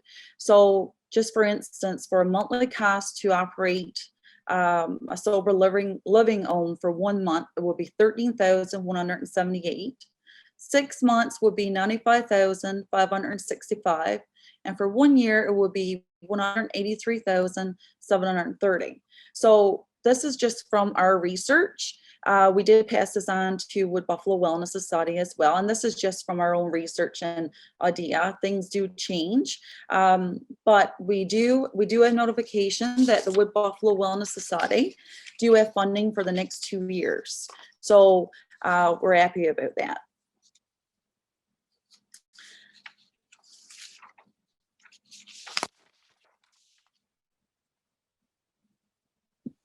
Our final slide talks about project schedule. So moving forward, we'll be continuing on with Wood Buffalo Wellness Society. I'll be taking a personal role there to ensure that the momentum of this project continues on, and we will have a facility open in coming months. With COVID, our timeline was set back. We were hoping to be open before the end of Leadership with Buffalo, but we will be hopefully open before the end of the year. And we'll open it up now to questions.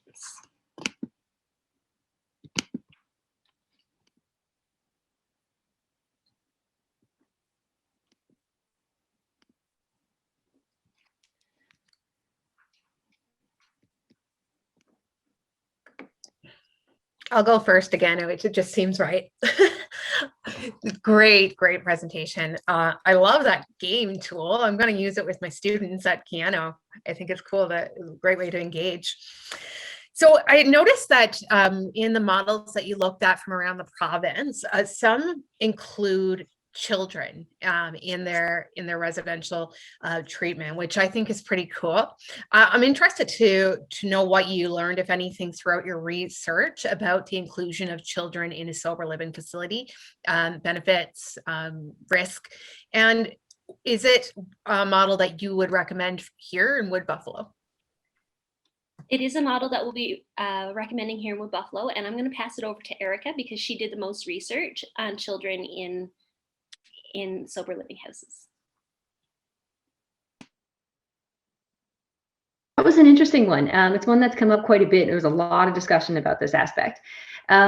So from the very beginning, our angle is we were trying to find out if there's any particular like rules, regulations that would apply if you're going to have children in the facility and how that would change the dynamics for us. And that proved to be actually very difficult to find the specific regulations for whether, what rules and additional protocols that would be if there were children there.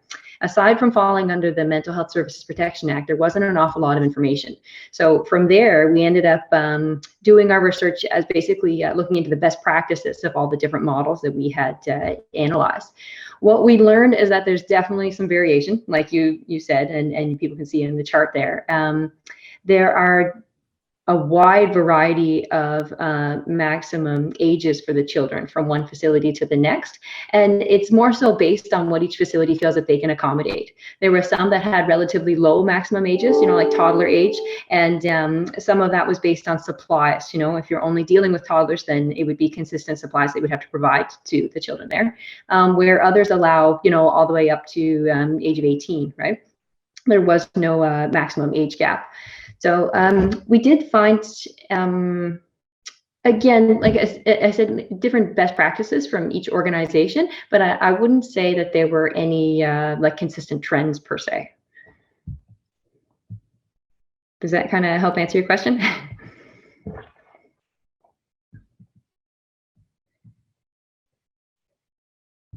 Our next question is from Michelle. Hi, ladies. I just want to, first of all, I think this is really, really impressive. I absolutely love this case study for our community. I'm curious to understand two things. The first one being, how did your research in terms of the budget? So when you guys displayed the budget on your graph there, the thing that jumped out at me was the monthly rent seemed extremely low for this region. And I'm just wondering how that compared to the male sober living facilities that do exist in this community. And then the second question is just around what is it like? What is the future of this project in terms of the handover look like? Does it look like it'll be green lit? Is there work being done in the background to get legs under it? Like, what is that? I'll take that question. At the time of the research for rental places in our region, we were looking at a 5-bedroom house. Initially, we had started off with a 5-bedroom house with an in-law suite, and then our plan sort of changed a little bit.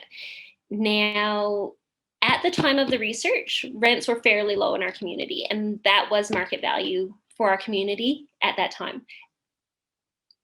For us who are used to really high rents in our community, this is probably a shocker because rent has gone down significantly in our community, and a recent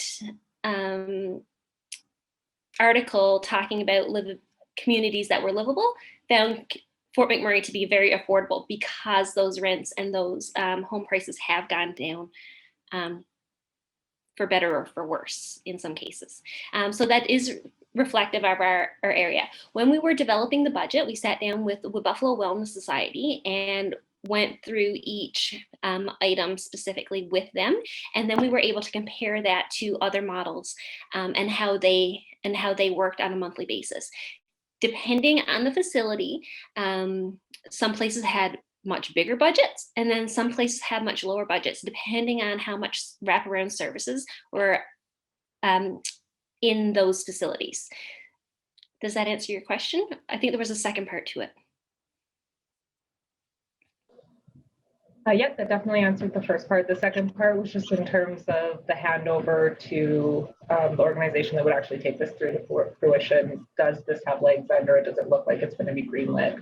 Okay, so yes, it does look like it's going to be green lit. It actually, the Buffalo Wellness Society in their strategic planning had this initiative in their strategic planning from about 2 years ago, I think. And because with Buffalo Wellness Society, their vision is to provide housing for people, but also to have people who are free of addiction. So these two pieces together really fit with their two visions as an industry. The Buffalo Wellness Society already has a budget that they can spend on a project like this. So there's already money available to pilot this through a 2-year program. In that 2 years, we're expecting that we'll be able to compile much more of that data that shows the success rates for this type of project. So then we'll be able to move forward in the future with other funding streams, either grants or corporate donors. Some of the other models that we researched had mixed models of funding where they had businesses associated with the house, where the residents of the house would work in the businesses that would generate income for the facility, but at the same time increase employability skills for the residents. So it had a multifaceted benefits to having that sort of model. So moving forward, we feel confident that financially it will be sustainable, because there's lots of little things that we don't really have time to talk about right now, but if you wanted to talk about later, we could talk more about the finances side of it. But yes, this is a go ahead. That's awesome. Congratulations. Thank you so much. I think Jennifer Kennett, your question's next. Yeah, similarly, I guess, to what I asked the last group, no secret, Leadership with Buffalo holds like a big place in my heart, and curious, like, how do you see yourself engaged in this as the project gets handed over, and like, how do you see your involvement with this as it was a passion project, right? So any of you can answer that one. I can jump on that. First of all, Kayla just mentioned that she's going to be joining that organization on a 6-month basis. The other thing is we are all committed to seeing this open.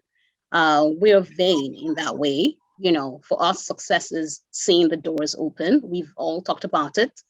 We're happy at where we are right now, but we're also vain to actually want to take photos of when it's open and stand at the door and all of that. So we are fully committed to ensuring this happens.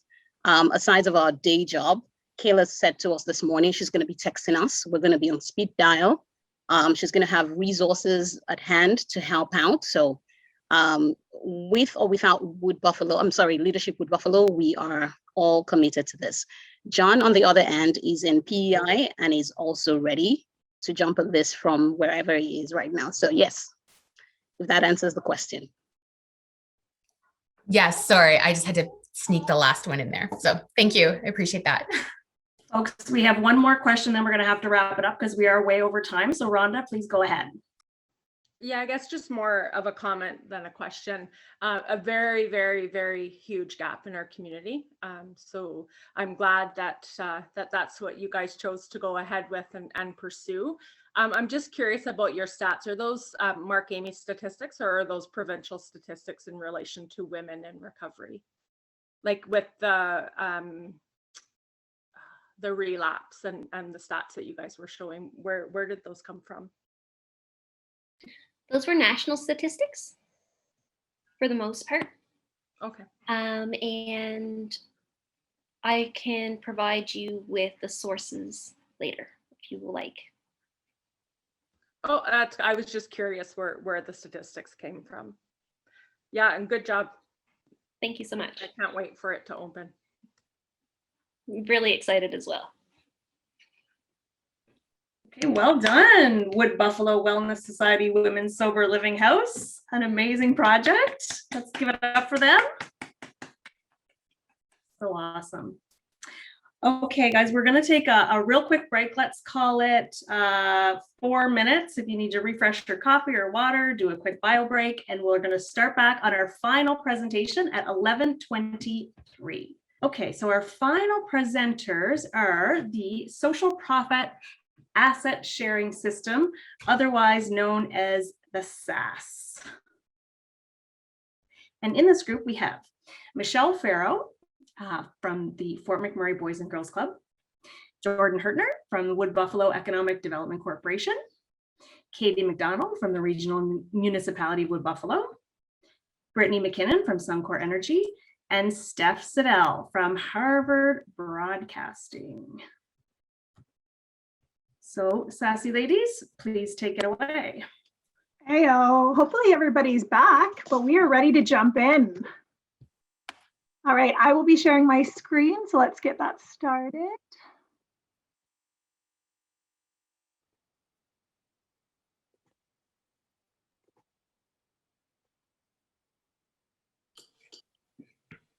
And then Sherry, if you can give me a thumbs up if you can see what's on the screen.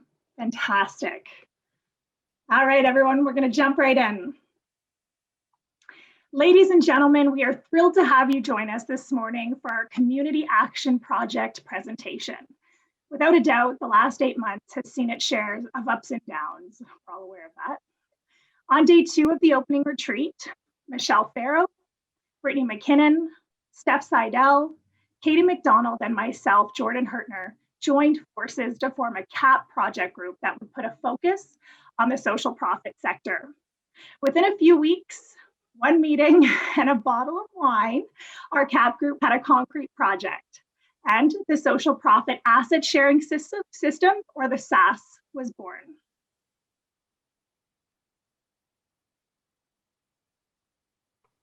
I should have probably unmuted myself. Sorry, guys.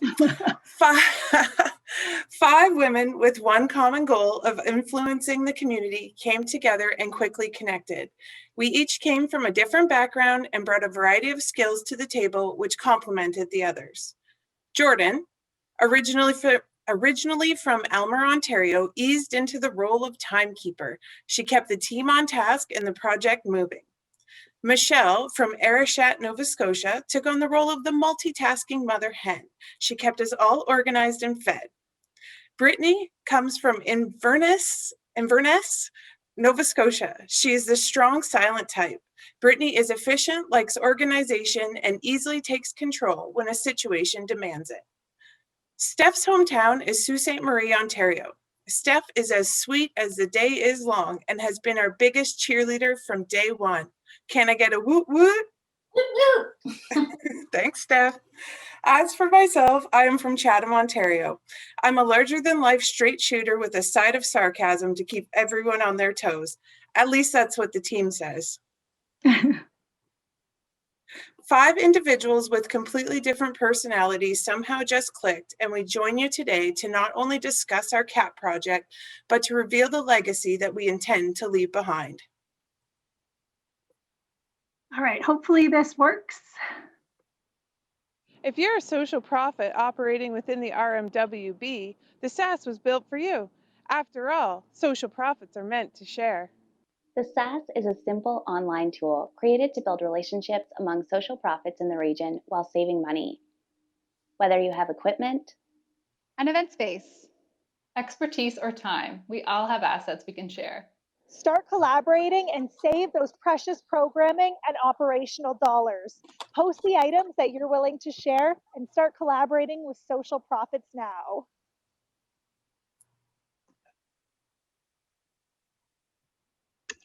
So just to give you a little bit of background information, at our very first CAP group meeting, the ladies and I were chatting about some of the needs that I was seeing firsthand in the social profit sector.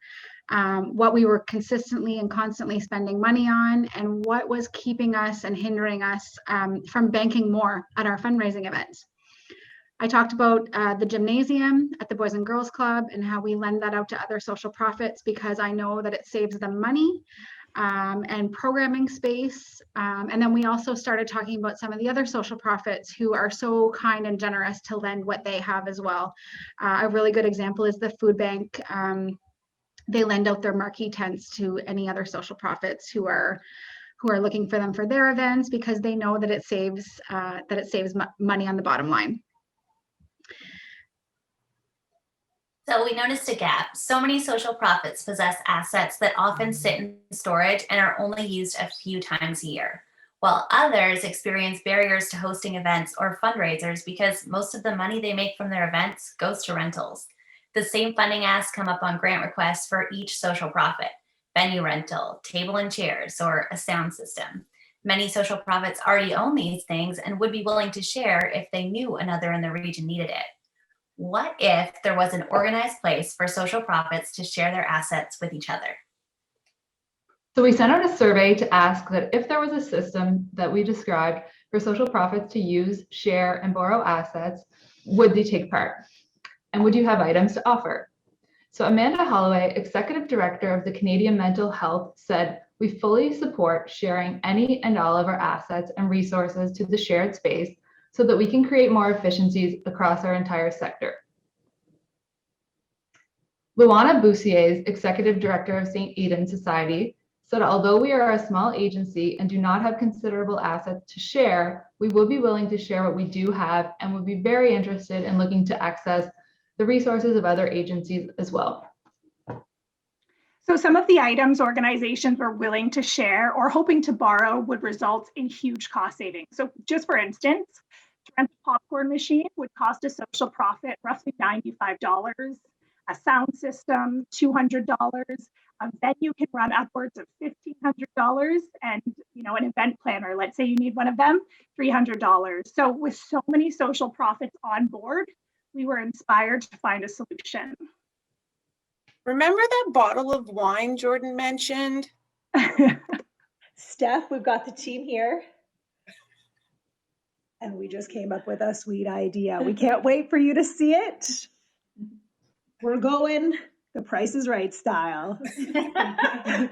See you soon. Enjoy your vacation. Let's just say the ideas flowed.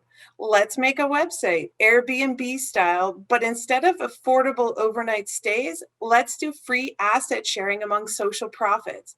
Make it a system, a social profit asset sharing system, the SASS.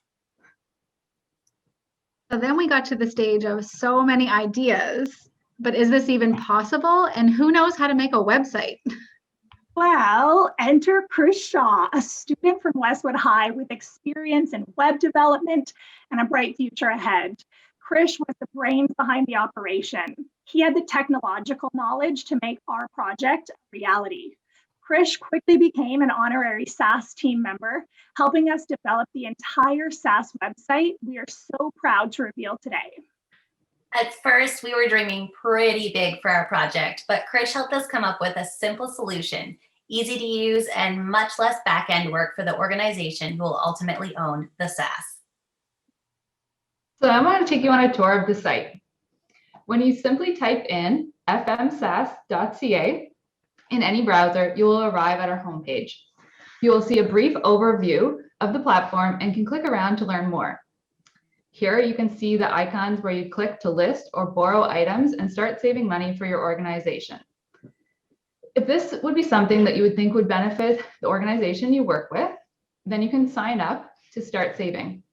Click the Get Started and sign up for an account. We really wanted the website to be easy to use and easy to host. Any social profit with a registered charity number in the region can participate, even if they don't have anything to share. To make this an inclusive platform, organizations without physical assets can list expertise such as event planning, photography, coaching, or even by listing 5 hours of volunteer time through the Wood Buffalo Volunteers platform. Your contact information and address of the organization is being shared to allow the organizations to contact you to reach out when they want to borrow one of your listed items. There are some terms and conditions that you have to agree to in order to get access, which is similar to any other rental service. Once you type in your password, you'll be asked to check the box to agree to the terms and conditions, and then you click sign up. Success, you're now available to start sharing websites with other organizations within the community. To add an asset, you would scroll back up to the top, click the icon on the right, and then you can follow the prompts. So we would list the asset description, type in an approximate value of what it would cost to rent that asset. And the intent here is to be able to track at the end of the year how much your organization or organizations throughout the community end up saving as a result, instead of all duplicating the same type of rental cost. You can enter a description here, and we kind of ask for more description, the better. So if you have a popcorn machine, for example, where you need specific kernels, you would list it here. If you have an event space that would require cleaning, put these details in this piece. And ultimately, before any asset is exchanged, you really want to come up with the agreed terms before you actually go through with that. So you can put any of the terms and conditions here, Click List Asset, and then you'll see it amongst all the other assets in the platform already. So if you were interested in clicking one of these, select the one that is of interest to your event. Once it's clicked on, you can get the contact information, reach out to the owner, and request the borrowing for a specific date and time. Ultimately, it is an approve or deny base at that point, but hopefully the more sharing on this platform, the better. Thanks, Brittany. Well, when we started planning this, we picked a dream location for the SASS to live, and we pitched it to its new owners back in March. We'd like to introduce Jen Kennett, Programming Director for Fuse Social, to say a few words. Jen? Thank you, Jordan. Yeah, so I was pretty excited back in March when myself and our executive director, Chantal, were invited to meet with a Leadership with Buffalo Community Action Project group to discuss a proposal that they had for Fuse Social.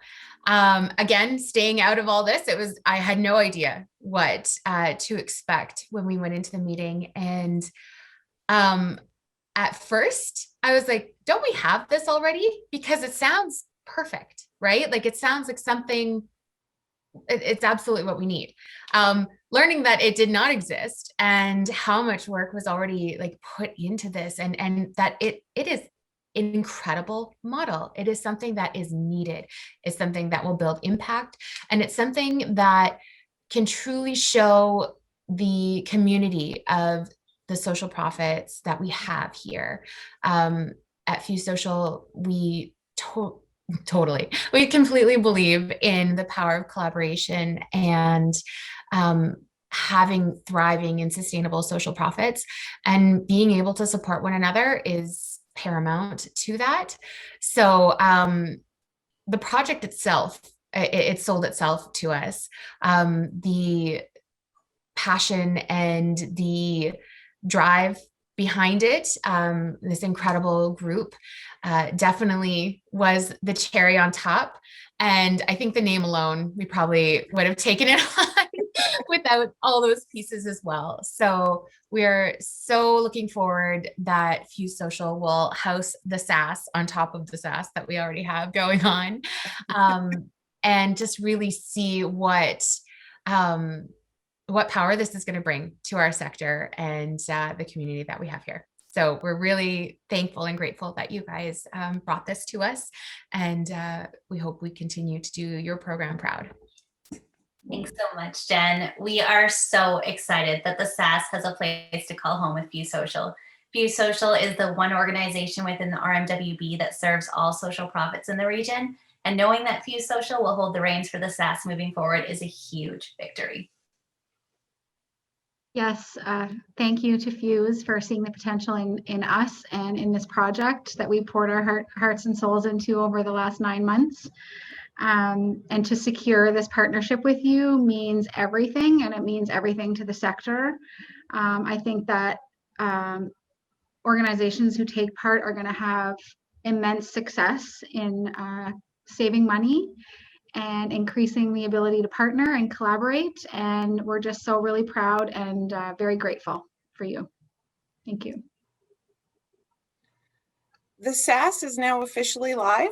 You can find the social profit asset sharing system at fmsass.ca. It'll also be put into the chat there. So if anybody wants to click on it, they'll have a direct link. To everyone here today, we encourage you to check out the SASS website, share it with your network, and if you are a social profit in the region, get your organization signed up. The more social profits engaged in the SASS, the more our community reaps the benefits. Social profits in the region can sign up and begin collaborating now. After all, social profits are meant to share. Thank you. Thank you. Thank you.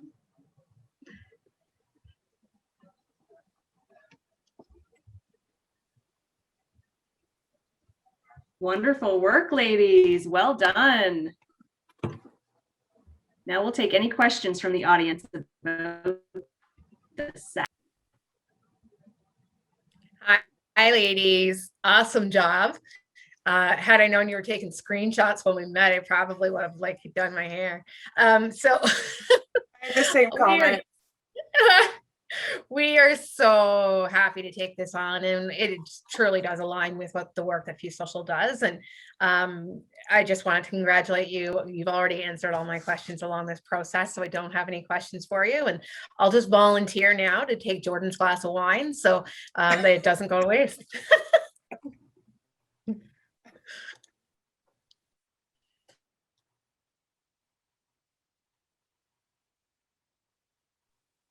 There's got to be some questions.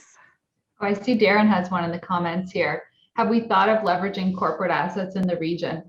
So that's a good point. We have thought of leveraging different people, even community members as well. We did want us to start within the social profit community to kind of get it up and running and then see how that's going. But that's a great point. We should look at that of how we can incorporate the corporate assets to make the sharing devices even bigger and have more savings for the organization. We are still meeting with Fuse next week. We're not wrapping it in after today, so we'll keep on bringing these points as we go forward.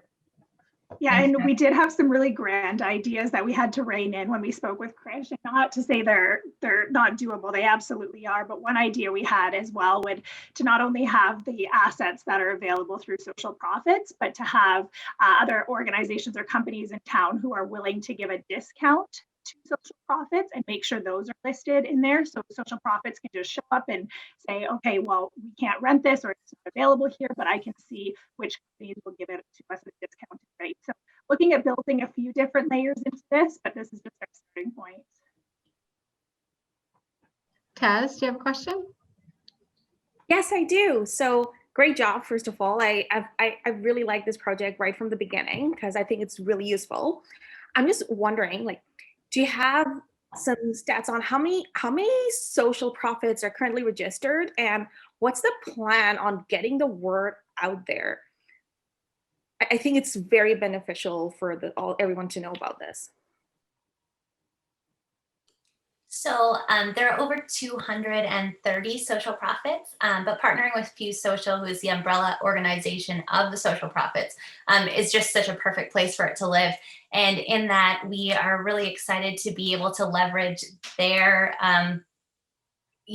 umbrella of all the social profits and how helpful that is as well. I know that they're working on a project to engage all of them and to get a directory together. So I feel like there'll be some email lists shared and some ways of really reaching out to everybody, as well as leveraging our social media platforms and radio and whatever else we can to make sure that these 200 and some social profits are aware and able to take part. Just a follow-up question. Is it something ready and good to go? Like, can I go to like my ED, because I'm involved in a board as well? Can I go and be like, okay, can you sign up for this? Is it that phase right now? Yep, so it is live right now.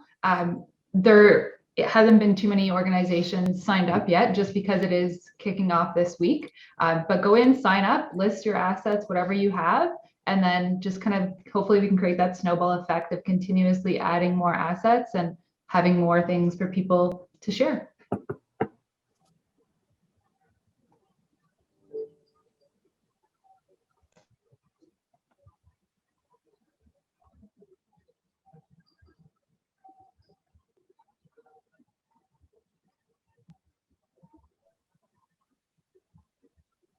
Anyone else? Jump on in, ask all the questions. Or you guys, they're just too busy signing up, ladies. They're getting everything registered that they own. It's perfect. And just to go to your question as well, Tass, this will live with Fuse Social. We're going to meet to do some of that transition next week. The contacts in our organization are Jenna and Mel, and we'll drop their contact information over in the chat here. I'd just like to say what an incredible project. And I guess this is more a comment for Fuse Social to really pay attention to the user aspect of this, because every community in Canada needs this. And I don't think it's out there. So you really are breaking ground here. And I'm serious to pay attention to how that could be leveraged or open source, because that's exactly what we struggle with in the little rural communities here on the West Coast. So good work, boy. Innovation in action. If I could just give a quick shout out to my team, and Chantal, correct me if I'm wrong, but I think this may be the very first Leadership with Buffalo CAP project that has been taken on by Fuse Social. So we have a lot of pride around that sustainability piece and leaving a legacy for the community. So shout outs to everybody involved, and just really proud today. It's a great moment. It's why I should write notes and not go off the cuff, because I meant to actually say that when I spoke, that this is probably like the first like full circle. A lot of projects like last longer and people remain engaged, but this is the first one that comes back to Fuse, which is ultimately our hope, is that the longevity of the projects have lasting community impact, right? See, if I'd written notes, I could have. And this is why I love questions like Darren's question about leveraging other cities and platforms and industry, because this is kind of our vision of where we want this to go. And I think under the direction of Fuse, the possibilities are truly endless with this project. So Darren, thank you for asking that. And thanks to everybody for believing in us. Looks like Troy has a question. Yeah, thanks, Sherry. First of all, so impressive, guys. This is really, really great stuff. I was just looking at the sign-up page, and sorry if you already answered this, I might have missed it. Do you have to have a charitable organization number? Because I'm just thinking for ourselves at the radio station, like we have a ton of stuff that we would like to be able to share. We don't necessarily, I shouldn't say we might need to, I don't know if anything in return, but is there a possibility for companies, I guess, to sign up? So that's kind of what we were speaking to. Right now it is required. I mean, you could sign up and you could put those in, but on the back end, someone would go and check your charitable number. And if it is not registered, they would remove you from the site. That being said, you're absolutely right. There probably are a lot of organizations who have assets that they would be willing to lend out for free. And so maybe that's something that's built in. Kind of Brittany had said this a little bit, but we were just looking to start with the social profits. Let's see how it goes. And then let's build that in. So we are meeting with Fuse, and if that's something that they say, you know what, let's drop the charitable number and let's just let, anyone who can and is willing to share dive in. But to keep it small, just to prove the model works, I think would be first and foremost, and just kind of see how those partnerships go in case, if something does go wrong, it's on the two parties who are borrowing and sharing to really come to that resolution. And we just kind of want to prove that, okay, is there any safeguards that need to be in place before we probably start incorporating businesses and stuff like that. So I think it can absolutely grow to that part, to that large scale where you're saying you'd love to get involved. But I think right now it makes the most sense to probably keep it just at the social profits and let it build out from there once we can prove that on a smaller scale that the website's where it needs to be. Great, thanks. Sorry I missed that. No, yeah, that's okay. I think Chantal's already writing furiously in the comments that she's going to look into that. But I think that growth will happen rather quickly once we kind of get rolling. So we definitely we don't want to exclude anybody. We just wanted to start with baby steps. And that's exciting to hear that you guys would be on board. You're already like, yeah, we've got assets we want to share. Like, this is the best. Collaboration is key, and it's saving our social profits money at the end of the day to put it to where they need most. So love it.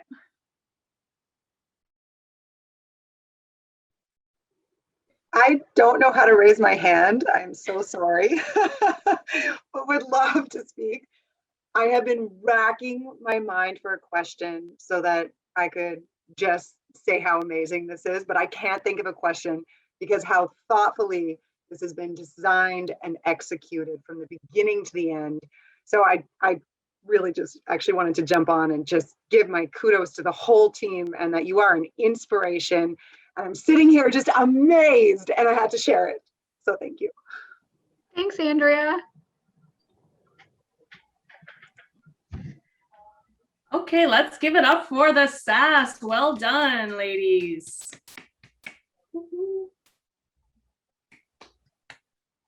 Very, very well done. That's amazing. All right, so that actually wraps up all of our community action project presentations for today. I would like to thank and congratulate all of our presenters for all of their hard work and dedication. Well done, everybody.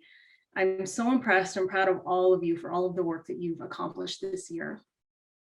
I'd like to send out a big shout out to our program sponsors, Mayor Don Scott, and for all of you who showed up to learn more about the program and share your support as well. I'm super excited that recruitment is now open for the 2021-2022 Leadership Wood Buffalo program year. So if anybody's interested in learning more about the program, how you can get involved, or how maybe you might want to recommend somebody else, please check out our website at www.fusesocial.ca. I'll put that link in the chat after I'm done speaking. And now to wrap up our day and just some final words, I would like to turn it over to Ms. Chantal Beaver, Executive Director of Fuse Social. You've heard me talk lots already, but I don't really know how much more I can say to top what we've seen today. Just incredible. I'll keep it short and sweet, but before I do that, I want you to encourage at least one person to explore the idea of community leadership, and to do that through Leadership Wood Buffalo. Be that your friend, a peer, your spouse, just encourage someone else to go on this journey. To the employers on the line today, there was a point in time where it was a struggle to get employers to support their employees in going through these leadership development programs. And we've seen Wood Buffalo employers just step up this last couple of years, and it is incredible. And what makes it so incredible in the lens of social sustainability and community viability is that we have a cross-sector learning experience here. So we're learning together as businesses, as industries, as social profit, and it's all in the end going to benefit this region that we all call home. So drive the message forward, be ambassadors for the program. In September, when I welcomed you, I challenged you at that time to really explore what community leadership means. And seeing these projects today, I see that you certainly did that. As you move forward in your leadership journey, I further encourage you to continually evaluate what it means to you to be an impactful, community-minded leader. Does it mean that you're an executive director or a board director, a volunteer? Does it mean that you serve as a healthcare professional or a public servant? Maybe it doesn't mean any of that to you. Your definition of community leadership is your own. The values that you hold, how you share them, they're your truth, and they're your way of impacting community. Truth is, a true leader never stops learning and developing. And Leadership Wood Buffalo was a journey, but it was a stop along a bigger journey, your journey of leadership development. Your identity as a community leader will continue to evolve. What you value will change, and so too will your role. As you travel that road, I wish you nothing but growth and discovery. Graduates, congratulations on a job well done, and welcome to your new forever family as Leadership Wood Buffalo alumni.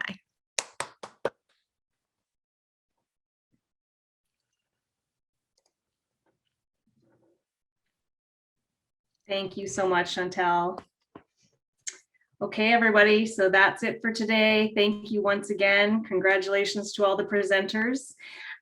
Please stay safe and have a wonderful rest of your day and long weekend coming up. Take care, everyone. Thank you all for joining. Great work. All the best, folks.